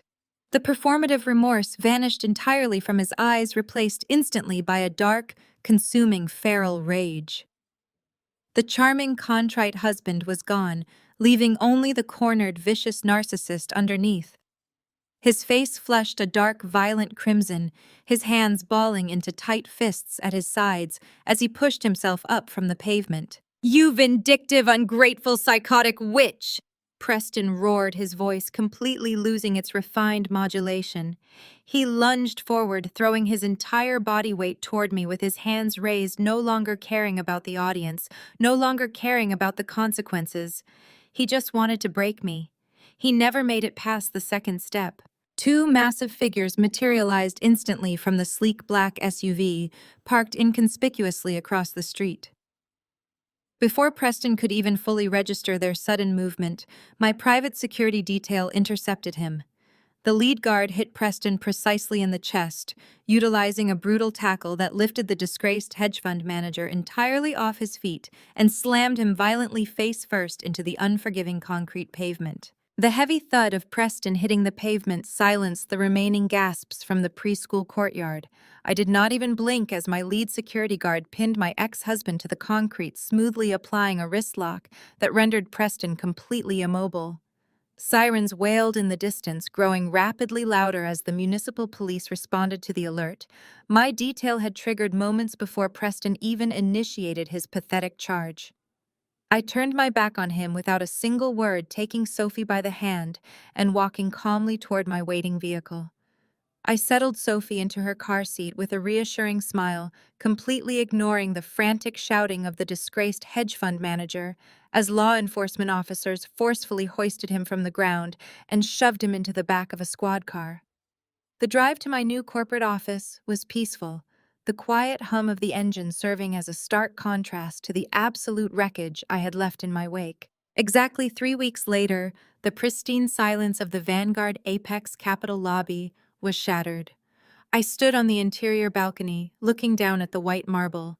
Security was converging on the reception desk where a shrill, hysterical voice echoed. "I am her mother-in-law," the voice shrieked with ugly, desperate panic. "I demand you let me up those elevators right now. I deserve respect. I built the foundation of this entire family." I stepped onto the escalator, gliding down. Caroline Shaw was jabbing a manicured finger into the chest of my headguard. She looked foreign. The woman who had built her identity on immaculate perfection was currently a walking disaster. She wore the same pale pink Chanel suit from her disastrous garden party, but it was wrinkled, stained, and hanging loosely on her frame. Her hair was flat and stringy. The diamond necklace was gone, pawned to pay for a cheap motel room after her friends blocked her phone number. I approached the desk, my heels clicking against the marble. The guards immediately stepped back, parting seamlessly to allow me direct access. Caroline whipped around, her eyes bloodshot and frantic. She clutched a scuffed leather handbag like a life preserver. "Natalie." Caroline gasped, her voice dropping to a pathetic whine. "Thank God. These brutes were trying to throw me out into the street. You need to fire them immediately." I crossed my arms, staring at her with absolute coldness. "They are following my explicit protocols, Caroline. You are trespassing in a secure corporate facility. State your business, or I will have you arrested." Caroline visibly flinched. The harsh reality of her new position was clearly still struggling to penetrate her massive ego. She looked around, noticing the affluent executives staring at her with unabashed disgust. She leaned in closer, dropping her voice to a desperate whisper. "You must help me. Natalie." Caroline pleaded, her hands shaking. "My friends have completely abandoned me. Evelyn had her doorman threaten me with a taser when I asked to use her guest house. My accounts are frozen because of the federal investigation. I have been sleeping in my car for 3 days. I have nothing left." I remained entirely impassive. That sounds like the direct consequence of enabling a criminal enterprise for over a decade. Caroline let out a sob, reaching out to grab my blazer. I stepped back sharply. "We are family, Natalie." Caroline cried out, tears cutting tracks through her hastily applied makeup. "Sophie needs her grandmother. You cannot just leave me to rot in the gutter. I need a stipend, a monthly allowance to secure a modest condominium, or a job. Yes, a consulting position here at Vanguard. I have experience managing high-net-worth social dynamics. I could be an incredible asset to your client relations department. Just give me a desk and a salary. You owe me that much after stealing my estate." I stared at the woman who had spent years making me feel like a worthless peasant in my own home. I remembered her standing in my kitchen, calculating exactly how to isolate me from my own child. I remembered the garden party, the champagne toast, the sheer arrogance. "A stipend is out of the question." I stated, my voice echoing loudly enough for the surrounding employees to hear clearly. "I will not fund your lifestyle with the capital I recovered from the ruined hedge fund of your son." Caroline let out a low noise, her shoulders slumping. However, I continued smoothly. "I do believe in the value of hard work. I am willing to offer you a position at Vanguard Apex Capital." Caroline snapped her head up, a sudden flash of her old arrogant relief illuminating her exhausted face. She let out a breathless, triumphant laugh, instantly straightening her posture and attempting to smooth down her Chanel suit. "I knew you would see reason, Natalie," she said, her voice immediately regaining a fraction of its former haughtiness. "I require a corner office naturally, and we can negotiate my executive benefits package later this afternoon." I raised my hand, silencing her delusional rambling. I signaled to my executive assistant, who was standing quietly near the security desk. He stepped forward, carrying a clear plastic bag. He held it out, extending it directly toward Caroline. She looked at the plastic bag in confusion. "What is this?" she demanded. I looked her in the eyes. "The night shift janitorial staff is currently short-handed," I explained, my tone completely devoid of emotion. "It pays minimum wage. There are no executive benefits, and you will not have an office. You will have a metal locker in the basement maintenance corridor. You will be required to wear that uniform at all times while on the premises. And your primary duty, Caroline will be mopping the executive bathrooms on the top floor. My bathroom. Caroline stared at the heavy gray industrial uniform folded inside the plastic bag. The color drained out of her face, leaving her a sickly white. Her hands began to tremble so violently she dropped her scuffed handbag onto the polished floor. "You cannot be serious," she whispered, her voice completely hollow. "You want me to clean toilets? I am Caroline Shaw. I was on the board of the symphony. I hosted the mayor at my estate. You cannot humiliate me like this." "You humiliated yourself, Caroline," I replied coldly. "You built a life on stolen money, deception, and extreme cruelty. Now you get to scrub the floors of the woman you tried to destroy. Take the uniform or the security team will drag you out by your hair." Caroline looked from the gray uniform to my unrelenting gaze. The last remaining fragment of her aristocratic ego shattered completely. She dropped to her knees on the cold marble floor, clutching her face in her hands. A raw wail ripped from her throat as she broke down weeping, finally realizing the absolute, undeniable destruction of her existence. The acrid smoke of imported cigars hung heavy in the dimly lit wood-paneled study of Isaiah's heavily mortgaged secondary townhouse. The federal agents had stripped his primary residence to the studs, but they had somehow missed this discreet property. Preston paced the length of the room, his tie loosened, a glass of amber scotch sloshing in his hand. He had posted bail less than 12 hours ago, trading his tailored prison jumpsuit for a slightly wrinkled bespoke suit, yet his arrogance remained entirely intact. Isaiah sat slumped in a leather armchair, nervously tapping his expensive loafers against the hardwood floor. They were ruined men on paper, facing decades in federal prison, but Preston refused to accept defeat. He stopped pacing and turned toward his brother-in-law, a manic, desperate smile stretching across his face. "We are not going down for this," Preston declared, taking a deep drag of his cigar and exhaling a thick cloud of gray smoke toward the ceiling. "We are not spending the rest of our lives in a concrete cell while my vindictive wife plays corporate titan with my money. We just need liquidity, Isaiah, cold, untraceable cash." Isaiah scoffed, rubbing his bloodshot eyes. "The government froze everything, Preston. Every account, every shell company, every hidden asset. We have absolutely nothing left to leverage." Preston stepped closer, his eyes gleaming with a reckless, dangerous energy. "That is where you are wrong," he replied smoothly. "We still have the Charity Foundation." Isaiah stared at him, bewildered. "The foundation is an empty shell." Preston laughed, a harsh, grating sound. "Exactly. It is a completely unregulated entity. I have already contacted the Volkov Syndicate. They operate entirely outside federal oversight. They specialize in high-risk, undocumented loans for desperate individuals.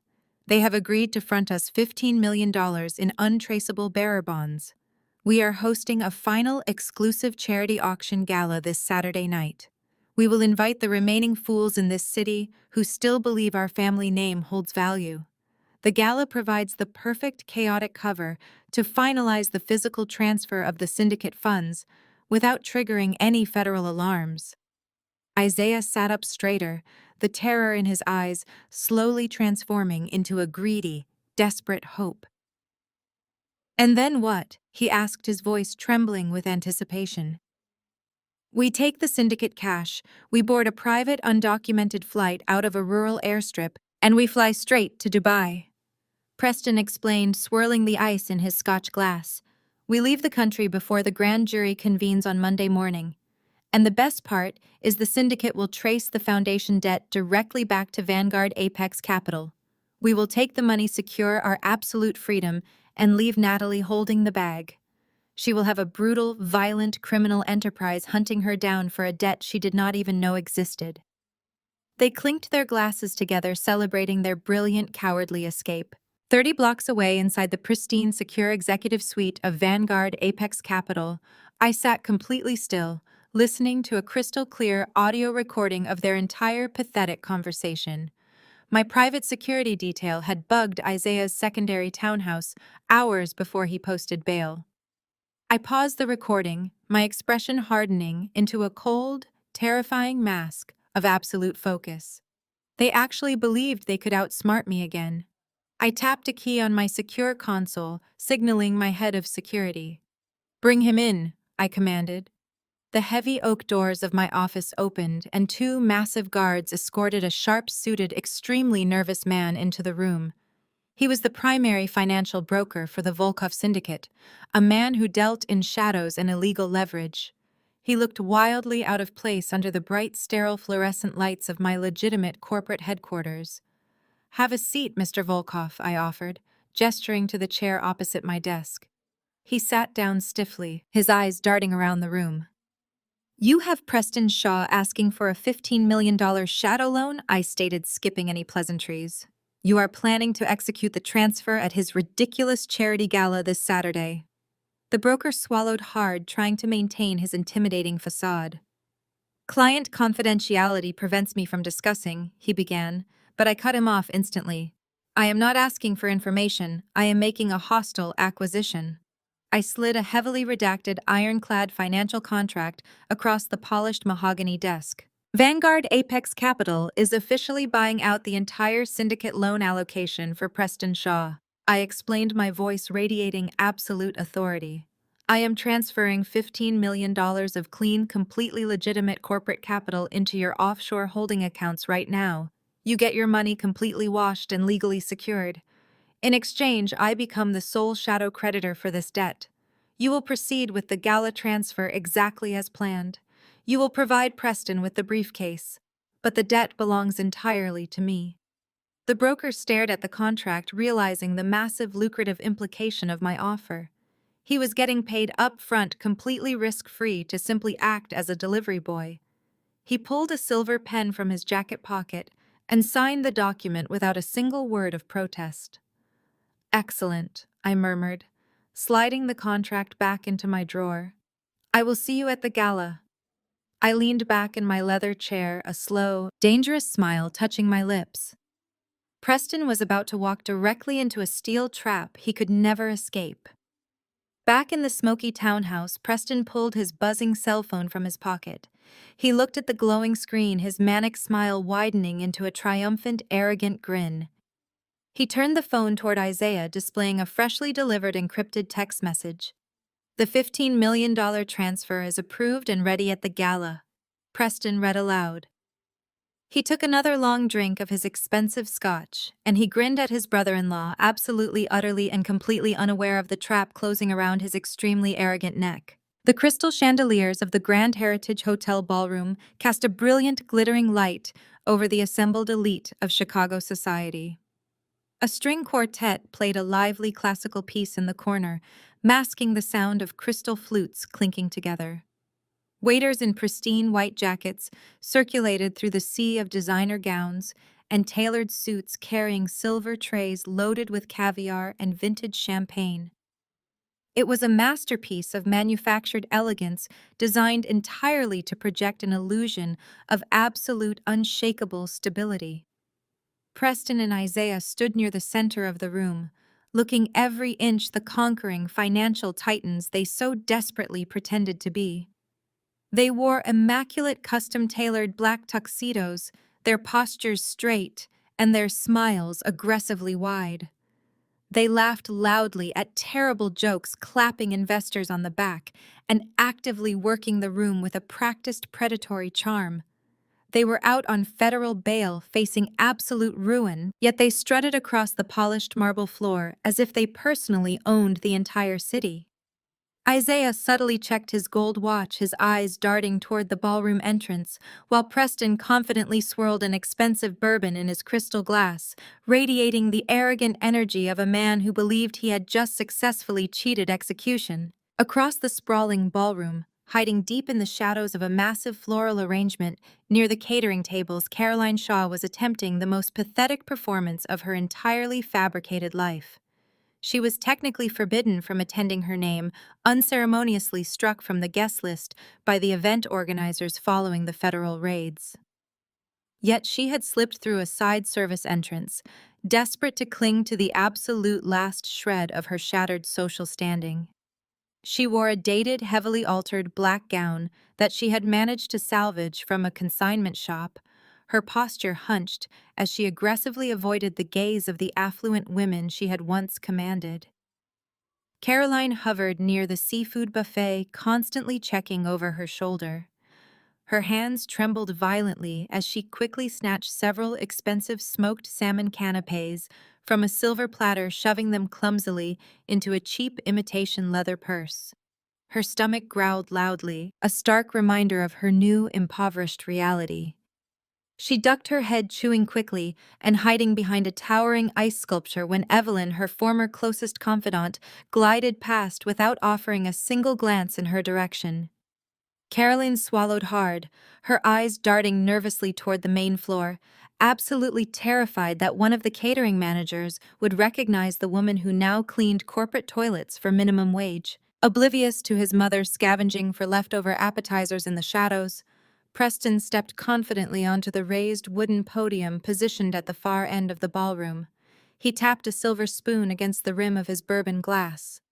The sharp, clear, ringing sound instantly cut through the ambient chatter, drawing the attention of every wealthy investor and socialite in the room. The string quartet smoothly faded into complete silence. Preston smiled broadly, looking out over the sea of faces with an expression of profound, sickening humility. He raised his glass high in the air, ensuring the sparkling light caught the crystal perfectly. "We have weathered an incredible storm this week," Preston announced, his voice booming across the grand ballroom with absolute unwavering conviction. "Many people attempted to count us out. Many people believed the vicious, entirely unfounded rumors designed to tear down the empire we built. But standing here tonight looking at all of you, I am reminded of the true strength of our community." He paused, placing a hand over his heart in a sickeningly theatrical gesture of gratitude. "To family resilience and bouncing back stronger than ever," Preston toasted smoothly.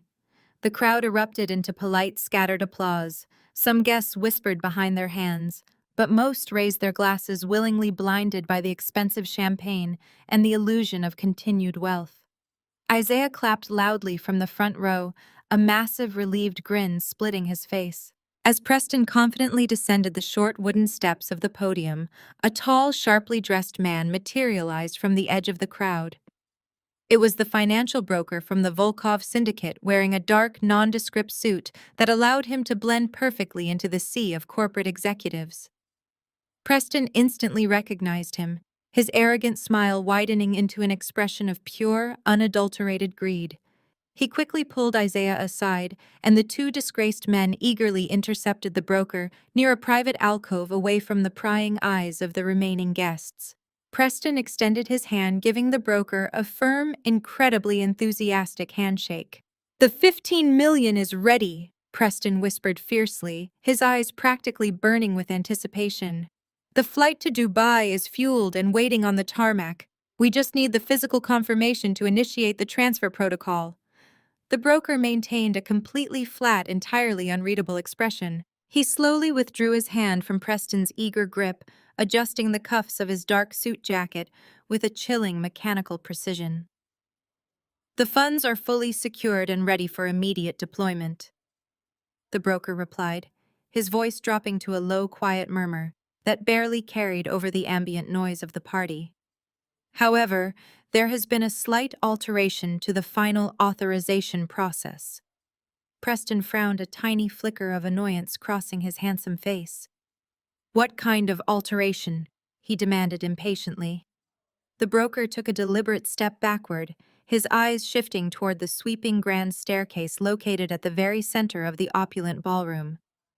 "I am just the facilitator, Mr. Shaw," the broker stated smoothly.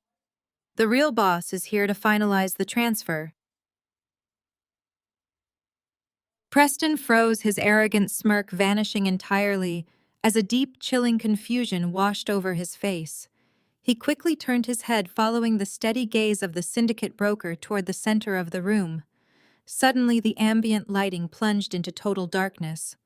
A single blindingly bright spotlight aggressively snapped on, hitting the top of the grand staircase. The classical background music stopped completely dead. The blinding beam of the spotlight cut through the sudden suffocating darkness of the Grand Heritage Hotel ballroom, illuminating the landing of the sweeping marble staircase.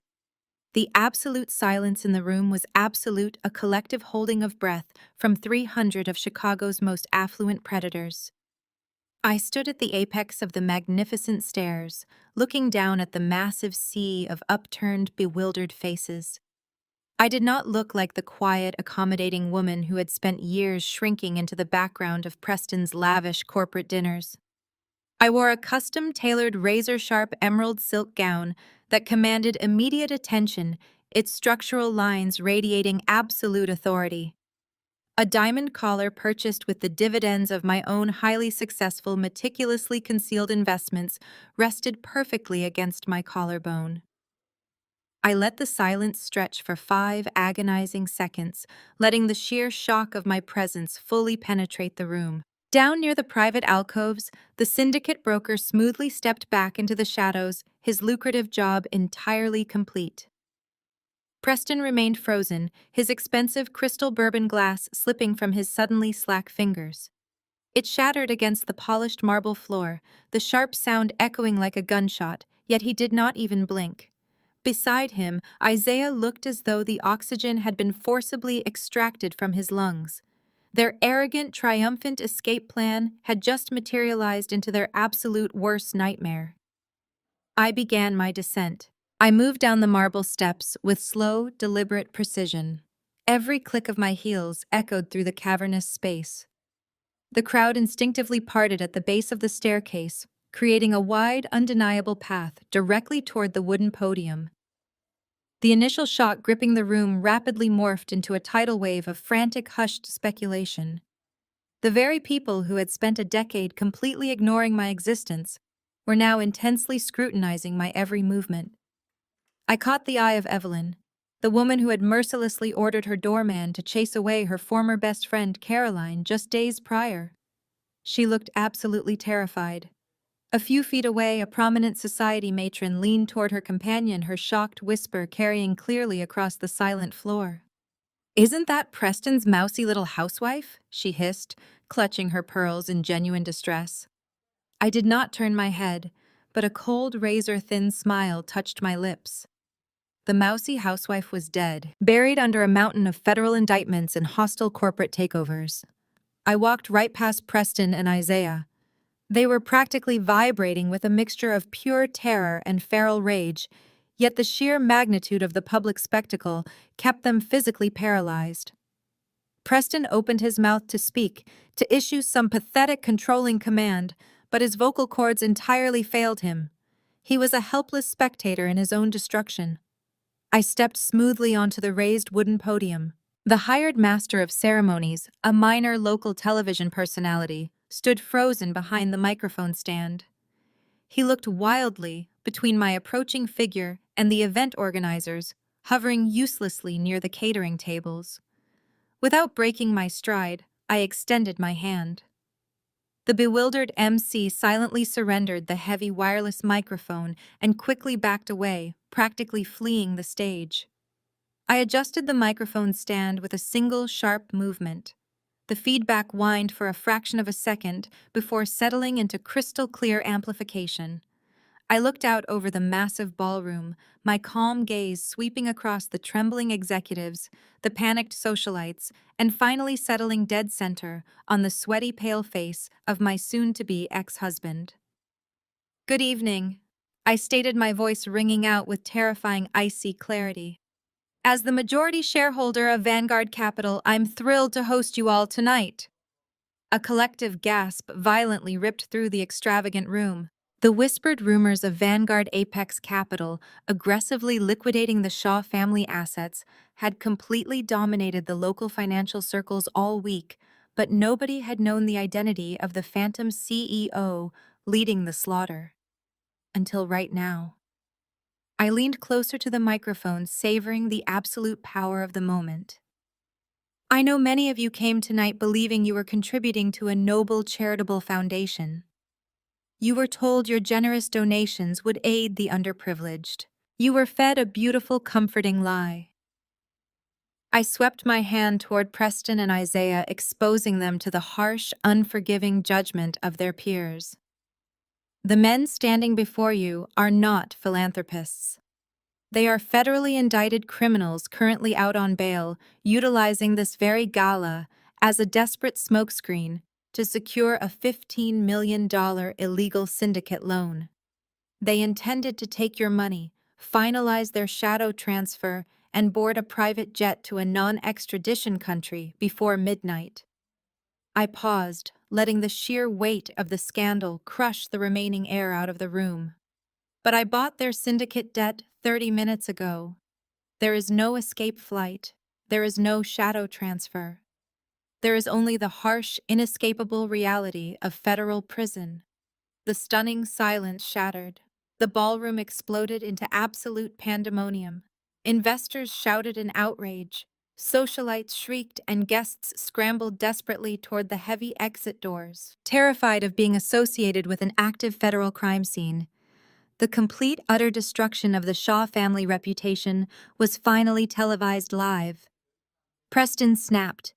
The carefully maintained facade of the charming, calculated sociopath completely vanished, replaced by the violently unhinged rage of a cornered animal.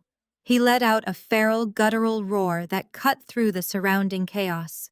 He lunged forward, his handsome face flushed an incredibly dark, violent crimson, charging aggressively toward the wooden podium to forcefully cut my microphone and permanently silence his public execution. He never even reached the first step. Two broad-shouldered men in dark suits stepped seamlessly from the panicked crowd, planting themselves firmly directly in his path. They casually flipped open their heavy leather credentials, the polished silver shields gleaming incredibly brightly under the harsh, unforgiving ballroom lighting. Federal agents, flawlessly executing the final maneuver of my ultimate revenge. The two federal agents did not flinch as Preston crashed into their outstretched arms. They shoved him backward with a calculated, effortless force that sent him stumbling into the lavish tier of an untouched champagne tower. Crystal flutes rained down, shattering against the marble floor in a glittering, chaotic cascade. Preston scrambled to find his footing, his bespoke tuxedo soaked in expensive vintage wine. He looked wildly at the agents, then up at me standing on the podium, his chest heaving with desperate, ragged breaths. The absolute control he had projected just moments ago was entirely gone, replaced by the frantic panic of a trapped rat. Isaiah had already dropped to his knees near the catering tables, hyperventilating, as the reality of his imminent arrest crushed the remaining fight out of his body. The elite crowd recoiled, pulling their designer gowns and tailored jackets away from the disgraced men. Preston scrambled to his feet, his face twisting into a mask of pure, desperate defiance. He pointed a trembling, accusing finger directly at me, his voice cracking as he bellowed across the stunned ballroom. "She's hysterical!" he screamed, spit flying from his lips. "She's lying! This is a complete fabrication by a vindictive, unstable woman trying to steal my legacy. Do not listen to a single word she says. She belongs in a psychiatric ward, not a boardroom." His words echoed harshly in the cavernous space, but they landed on entirely deaf ears. The affluent guests simply stared at him, their expressions ranging from horrified disgust to morbid fascination. They were predators themselves, and they recognized a bleeding carcass when they saw one. I did not raise my voice to counter his pathetic outburst. I simply tapped the control tablet resting on the wooden podium. Instantly, the massive floor-to-ceiling digital screens that lined the ballroom walls flickered to life. The screens had been displaying the fake Charity Foundation logo all night, but now they broadcast high-resolution scans of Preston's private ledgers. I watched the color rapidly drain from his face as his entire fraudulent empire was violently dragged into the light. These documents detail the systematic, deliberate embezzlement of over $40 million from your collective pension funds and investment portfolios. I announced, my voice completely devoid of emotion.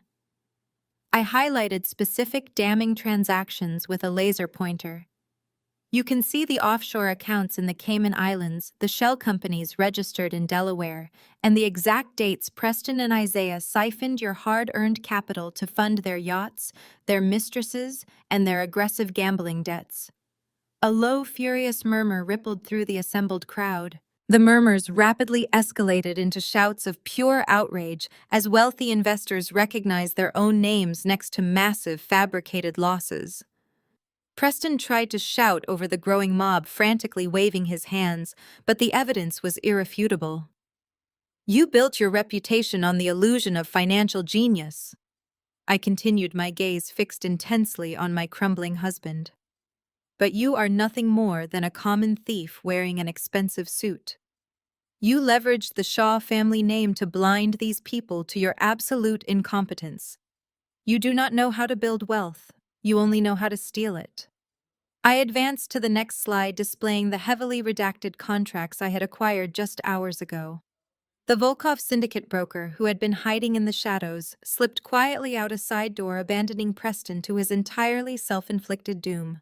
Preston stared up at the screens, his eyes wide with unadulterated terror as he recognized the very documents he had signed in secret. He shook his head frantically, backing away from the projected evidence as if it might physically burn him. I leaned into the microphone, my voice dropping to a dangerous, lethal whisper that commanded absolute silence. Preston, you didn't borrow from a syndicate, I stated, letting the words hang heavily in the tense air. You borrowed from me. And per the terms you blindly signed, your failure to disclose federal indictments triggers an immediate default and asset seizure. The absolute shock on his face was a masterpiece. He swayed on his feet, his mouth opening and closing without producing a single sound. The realization that I had orchestrated his final desperate escape plan completely paralyzed him. He had walked willingly into my trap, handing me the final nail for his coffin. I read the legal jargon aloud, relishing the absolute finality of the statement as the crowd absorbed the sheer magnitude of my total victory. I own everything, Preston. I own the entirety of Vanguard Capital. I own the secondary townhouse you used as collateral. I own the designer shoes currently resting on your feet. I have legally and systematically stripped you of every single asset, every hidden account, and every ounce of leverage you thought you possessed. You have absolutely nothing left.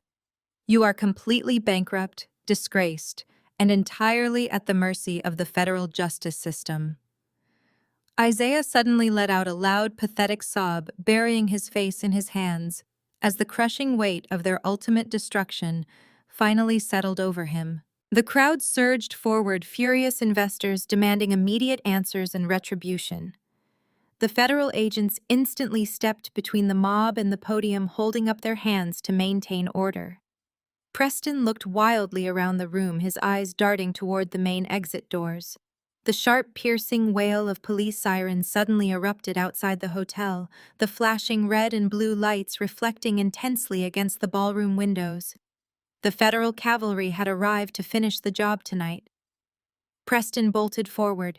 He shoved past a terrified socialite sprinting desperately toward the grand mahogany doors at the back of the venue. He grabbed the heavy brass handles, yanking them with all his remaining strength. They did not budge an inch. He pulled again, screaming in pure frustration, kicking the solid wood like a trapped, hysterical child. The sirens wail outside the venue. The doors are locked. The mahogany doors at the rear of the ballroom burst open, driven inward by armed federal agents. The wail of police sirens outside was swallowed by the deafening roar of the panicked gala guests. Agents wearing dark windbreakers bearing the bold yellow letters of the FBI and the SEC streamed into the opulent space, their presence a crushing reality check against the glittering illusion of the Shaw family empire. They moved with military precision, fanning out across the polished marble floor and sealing every possible exit. The wealthy investors, socialites, and corporate predators who had spent the entire evening sipping vintage champagne now scrambled backward, violently pushing each other aside to clear a wide path for the advancing authorities. Nobody wanted to be standing too close to a sinking ship. Preston remained frozen near the podium, his chest heaving as the two federal agents violently seized his arms. He did not fight them. The sheer, overwhelming magnitude of his absolute defeat had temporarily paralyzed his muscles. An older, stern-faced agent stepped forward, pulling a pair of heavy steel handcuffs from his belt. The sharp metallic click of the cuffs locking around Preston's wrists echoed loudly over the murmurs of the horrified crowd. His bespoke tuxedo jacket tore slightly as the agents forced his arms behind his back. The golden boy of Chicago high society, the man who had built a career on charm and ruthless deception, was now a public spectacle of humiliation. He stared at the marble floor, his jaw clenched so tightly it looked ready to fracture. Isaiah did not surrender with defeated silence. As two SEC investigators and an officer converged on his position near the catering tables, the disgraced executive lost his mind. He shoved a silver tray of champagne flutes into the path of an advancing agent, sending shattered crystal flying across the floor. He tried to sprint toward a service corridor, but a hand clamped down on his collar, jerking him backward with brutal force.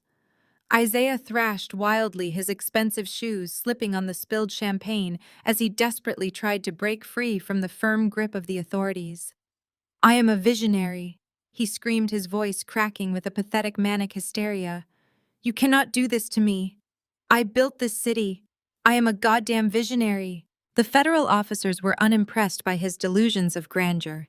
They slammed Isaiah face first against a marble pillar, easily overpowering his frantic struggling. The harsh scrape of steel against his wrists finalized his capture. The elite guests, the very people Isaiah and Preston had desperately tried to impress and swindle just minutes prior, watched the violent struggle with absolute disgust. Several prominent executives pulled out their smartphones, recording the total destruction of the Vanguard Capital founders. Flashing cameras illuminated Isaiah's tear-streaked face as he was dragged back toward the center of the room, his protest degrading into incoherent, pathetic sobbing. The illusion of their invincibility was permanently shattered, broadcasted live to the very social circles they had sacrificed everything to dominate. I stepped down from the podium, my emerald silk gown trailing across the polished floor. I moved with calm, deliberate purpose, the sea of stunned guests parting instantly to grant me passage. I walked directly toward Preston. He was standing between two FBI agents, his head bowed as a female officer began reciting his Miranda rights in a clear voice. "You have the right to remain silent," she stated, her words cutting through the ambient noise of the ruined gala. "Anything you say can and will be used against you in a court of law." Preston slowly lifted his head as I approached. The absolute hatred burning in his eyes was almost palpable, yet it was entirely hollow, stripped of all its former power. He was a broken, ruined man. I stopped precisely 2 feet away from him, my posture radiating an effortless, untouchable authority. I looked deep into his eyes, watching the terror and realization fully take root in his mind. "Remember when you told me to stop embarrassing the family?" I asked, my voice deadly quiet, but carrying perfectly in the tense silence. "I think I finally understand what you meant." I watched the remaining shred of his arrogant pride disintegrate. He opened his mouth, perhaps to hurl one final desperate insult, but a federal agent shoved him firmly forward toward the exit before a single word could escape. He stumbled, his expensive shoes dragging across the floor as he was paraded through the crowd of his former peers, a disgraced criminal walking to his unavoidable ruin. Deep in the shadows of the secondary catering corridor, Caroline Shaw was attempting to salvage her own pathetic escape. She had watched the entire confrontation from behind a towering ice sculpture, her heart pounding erratically against her ribs. When the federal agents breached the main doors, she had immediately abandoned her stolen canapés, clutching her cheap imitation leather purse to her chest as she sprinted blindly down the dimly lit hallway. She knew a secondary service exit was located just past the hotel kitchens, leading directly to an alleyway where she could disappear into the sprawling city completely unnoticed.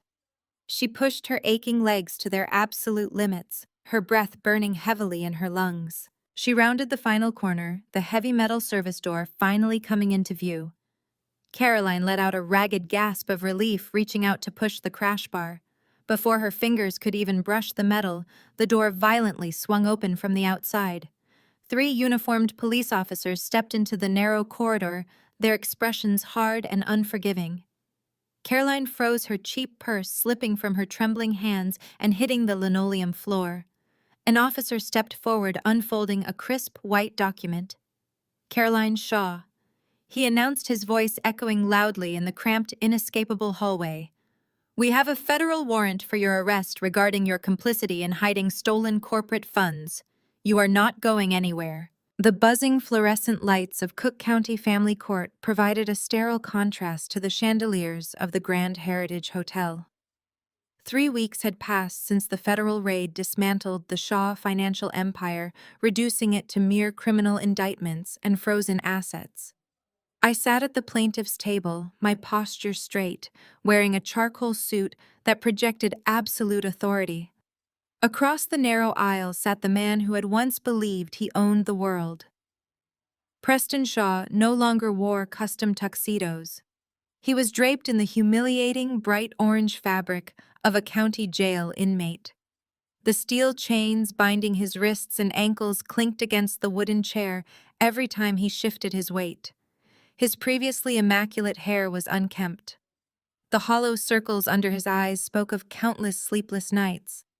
He sat beside an exhausted public defender who looked disinterested in the ruin beside him. Preston's high-priced legal team had abandoned him the exact second Vanguard Capital froze his illicitly acquired accounts. Without his stolen millions, he was completely irrelevant. The presiding judge, a stern woman with zero tolerance for dramatic performances, flipped through the stack of federal indictments detailing Preston's systemic fraud syndicate ties and documented attempt to flee the country. Preston stared across the aisle at me, his eyes wide, desperate for a lifeline that no longer existed. He suddenly leaned forward, the chains rattling against the heavy oak table. He ignored his public defender's frantic gesture to remain silent and directed his pleading gaze toward the judge's bench. His face crumpled into a mask of pure desperation. Tears began streaming down his pale cheeks. He was sobbing loudly, the harsh sound echoing off the cold walls. I am begging you, Your Honor. Preston choked out, his voice cracking with a pathetic hysteria. Please do not do this. I have lost my company. I have lost my home. I have lost my entire reputation. Do not take my daughter away from me. Let me see Sophie one last time. I just need to see my little girl. Please, I am begging you to let me see Sophie. I watched his performance with absolute detachment. For years, Preston had used our young daughter as a convenient photogenic prop to build his fraudulent image as a devoted family man. He had paraded Sophie at charity galas and corporate retreats, entirely ignoring her the moment the cameras stopped flashing. He did not miss his daughter. He missed the leverage she provided. He missed the illusion of control. The judge slowly lowered her reading glasses, fixing Preston with a stare so cold it could have frozen solid water. Mr. Shaw, you are facing 47 counts of federal wire fraud, embezzlement, and conspiracy, she stated, her voice radiating authority. You attempted to flee federal jurisdiction with untraceable syndicate funds, demonstrating a profound instability. You present an undeniable flight risk and a clear, present danger to the physical and emotional well-being of your minor child. Preston slumped back in his wooden chair, his chest heaving with ragged breaths. The last remnants of his arrogant, manipulative charm dissolved into nothingness. The judge picked up her wooden gavel, her expression resolute and unyielding. Based on the overwhelming evidence presented regarding the defendant's criminal activities and utter lack of moral fitness, this court finds that granting any form of visitation would be entirely detrimental to the child. She announced, her voice echoing with terrifying finality. I am hereby granting Natalie Shaw full, irrevocable sole custody of Sophie Shaw. The defendant's parental rights are permanently suspended.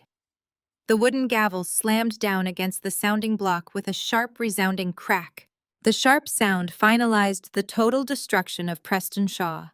He let out a low, agonizing moan, burying his face in his chained hands as the bailiff stepped forward to escort him back to his concrete cage. I did not stay to watch him leave.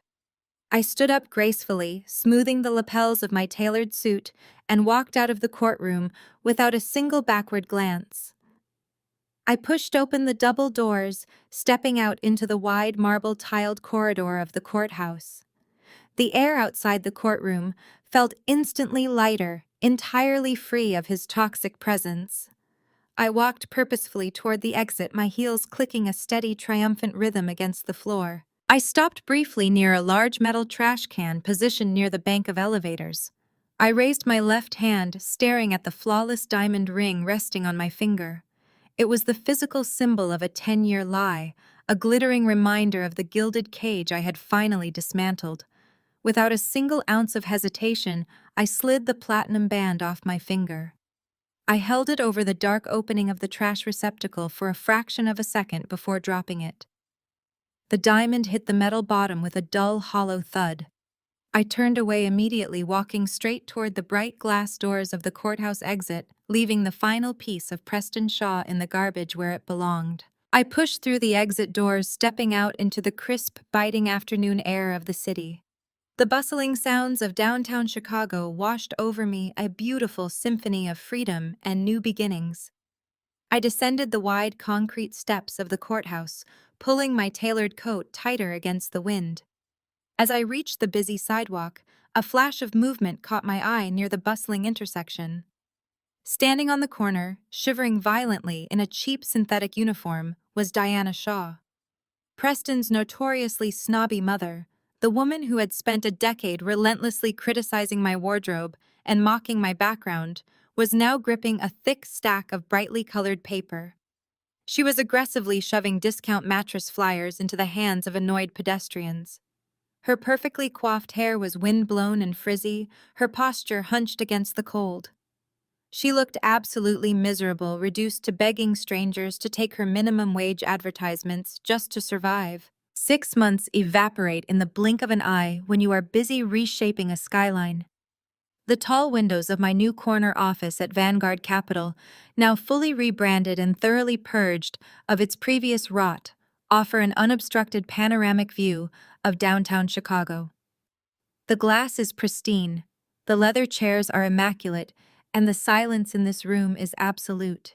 It is the silence of total, unchallenged authority. I stand by the window swirling a cup of black coffee, watching the morning traffic crawl along the frozen streets below. The people in those cars are heading to jobs where they answer to someone else. They follow rules written by men who think exactly like Preston. But I answer to no one. I write the rules now. The transition from a disregarded, obedient wife to the sole proprietor of a massive global financial empire was brutal, swift, and entirely necessary. Every board member who enabled his abuse has been systematically replaced. Every account has been seized. Every whisper of doubt has been violently crushed. I did not just survive the wreckage of his ego, I paved over it to build my impenetrable fortress. My assistant, a competent woman named Sarah, steps into the office with a silver tray bearing my morning briefing. She does not cower, but she speaks with a crisp respect that borders on reverence. She hands me the latest quarterly projections, and the numbers are astronomical. I scan the profit margins, signing off on a huge corporate acquisition with a quick flick of my pen. I hand the folder back to her, and she vanishes without a sound. As the heavy oak door clicks shut, my mind briefly drifts to a vastly different morning 1 year ago. I remember standing in a stifling, overheated kitchen, frantically whisking a hollandaise sauce because Diana Shaw demanded a traditional family brunch. I remember the grease burns on my wrists and the suffocating panic of trying to appease a mother who looked at me like dirt on her designer shoes. I spent a decade attempting to bake scrub and smile my way into their elusive good graces. I traded my apron for a tailored Armani suit. I no longer cook to satisfy the impossible standards of a cruel, bitter old woman. Tonight, I am dining at Le Francais with 3 international industry titans, and they will hang on my every word, desperate for my financial backing. The Shaw family name, once a golden ticket in this city, is now a highly toxic punchline. Preston is currently serving the first few months of a 20-year federal sentence at a grim, secured facility in Marion. His handwritten letters, pathetic rambling pleas for commissary money, and undeserved forgiveness are intercepted by my dedicated legal team and immediately shredded into unrecognizable dust. Isaiah struck a miserable plea deal, trading his business partner in crime for a slightly shorter sentence, proving definitively that there is zero honor among desperate thieves. Caroline, who arrogantly thought she could simply run away from the expanding blast radius, is currently trapped under strict house arrest, her passport permanently revoked, nervously awaiting her own disastrous trial for corporate conspiracy. And Diana is still out there on the harsh streets, her beloved country club membership permanently revoked, her elite social circle completely evaporated. Last I heard, she was brutally fired from handing out those cheap mattress flyers because she foolishly insulted a potential customer.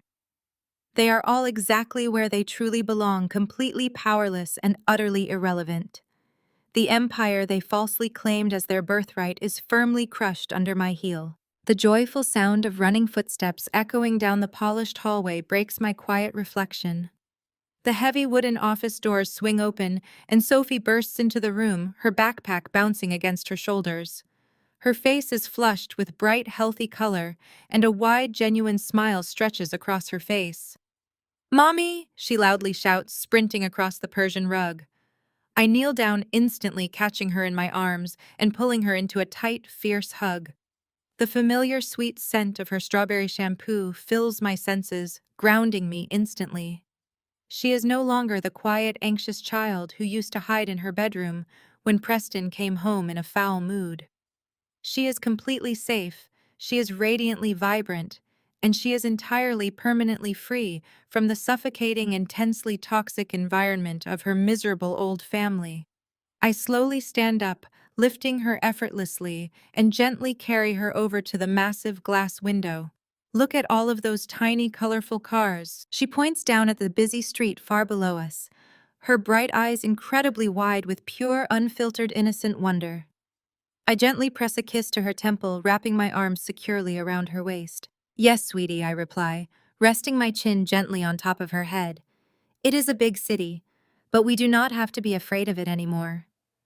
We stand together in the warm sunlight, pouring through the thick, reinforced glass, quietly looking out over the sprawling, magnificent Chicago skyline.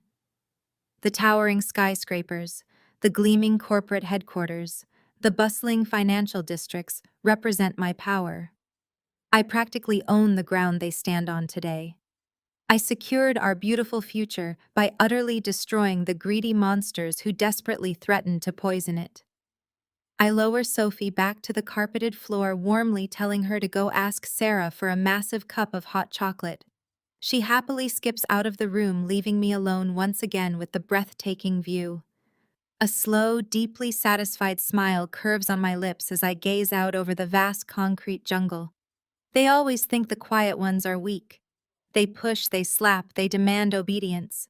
But they never realize that while they are busy shouting, we are busy buying the ground they stand on. Have you ever let someone underestimate you just so you could watch their empire crumble by your own design?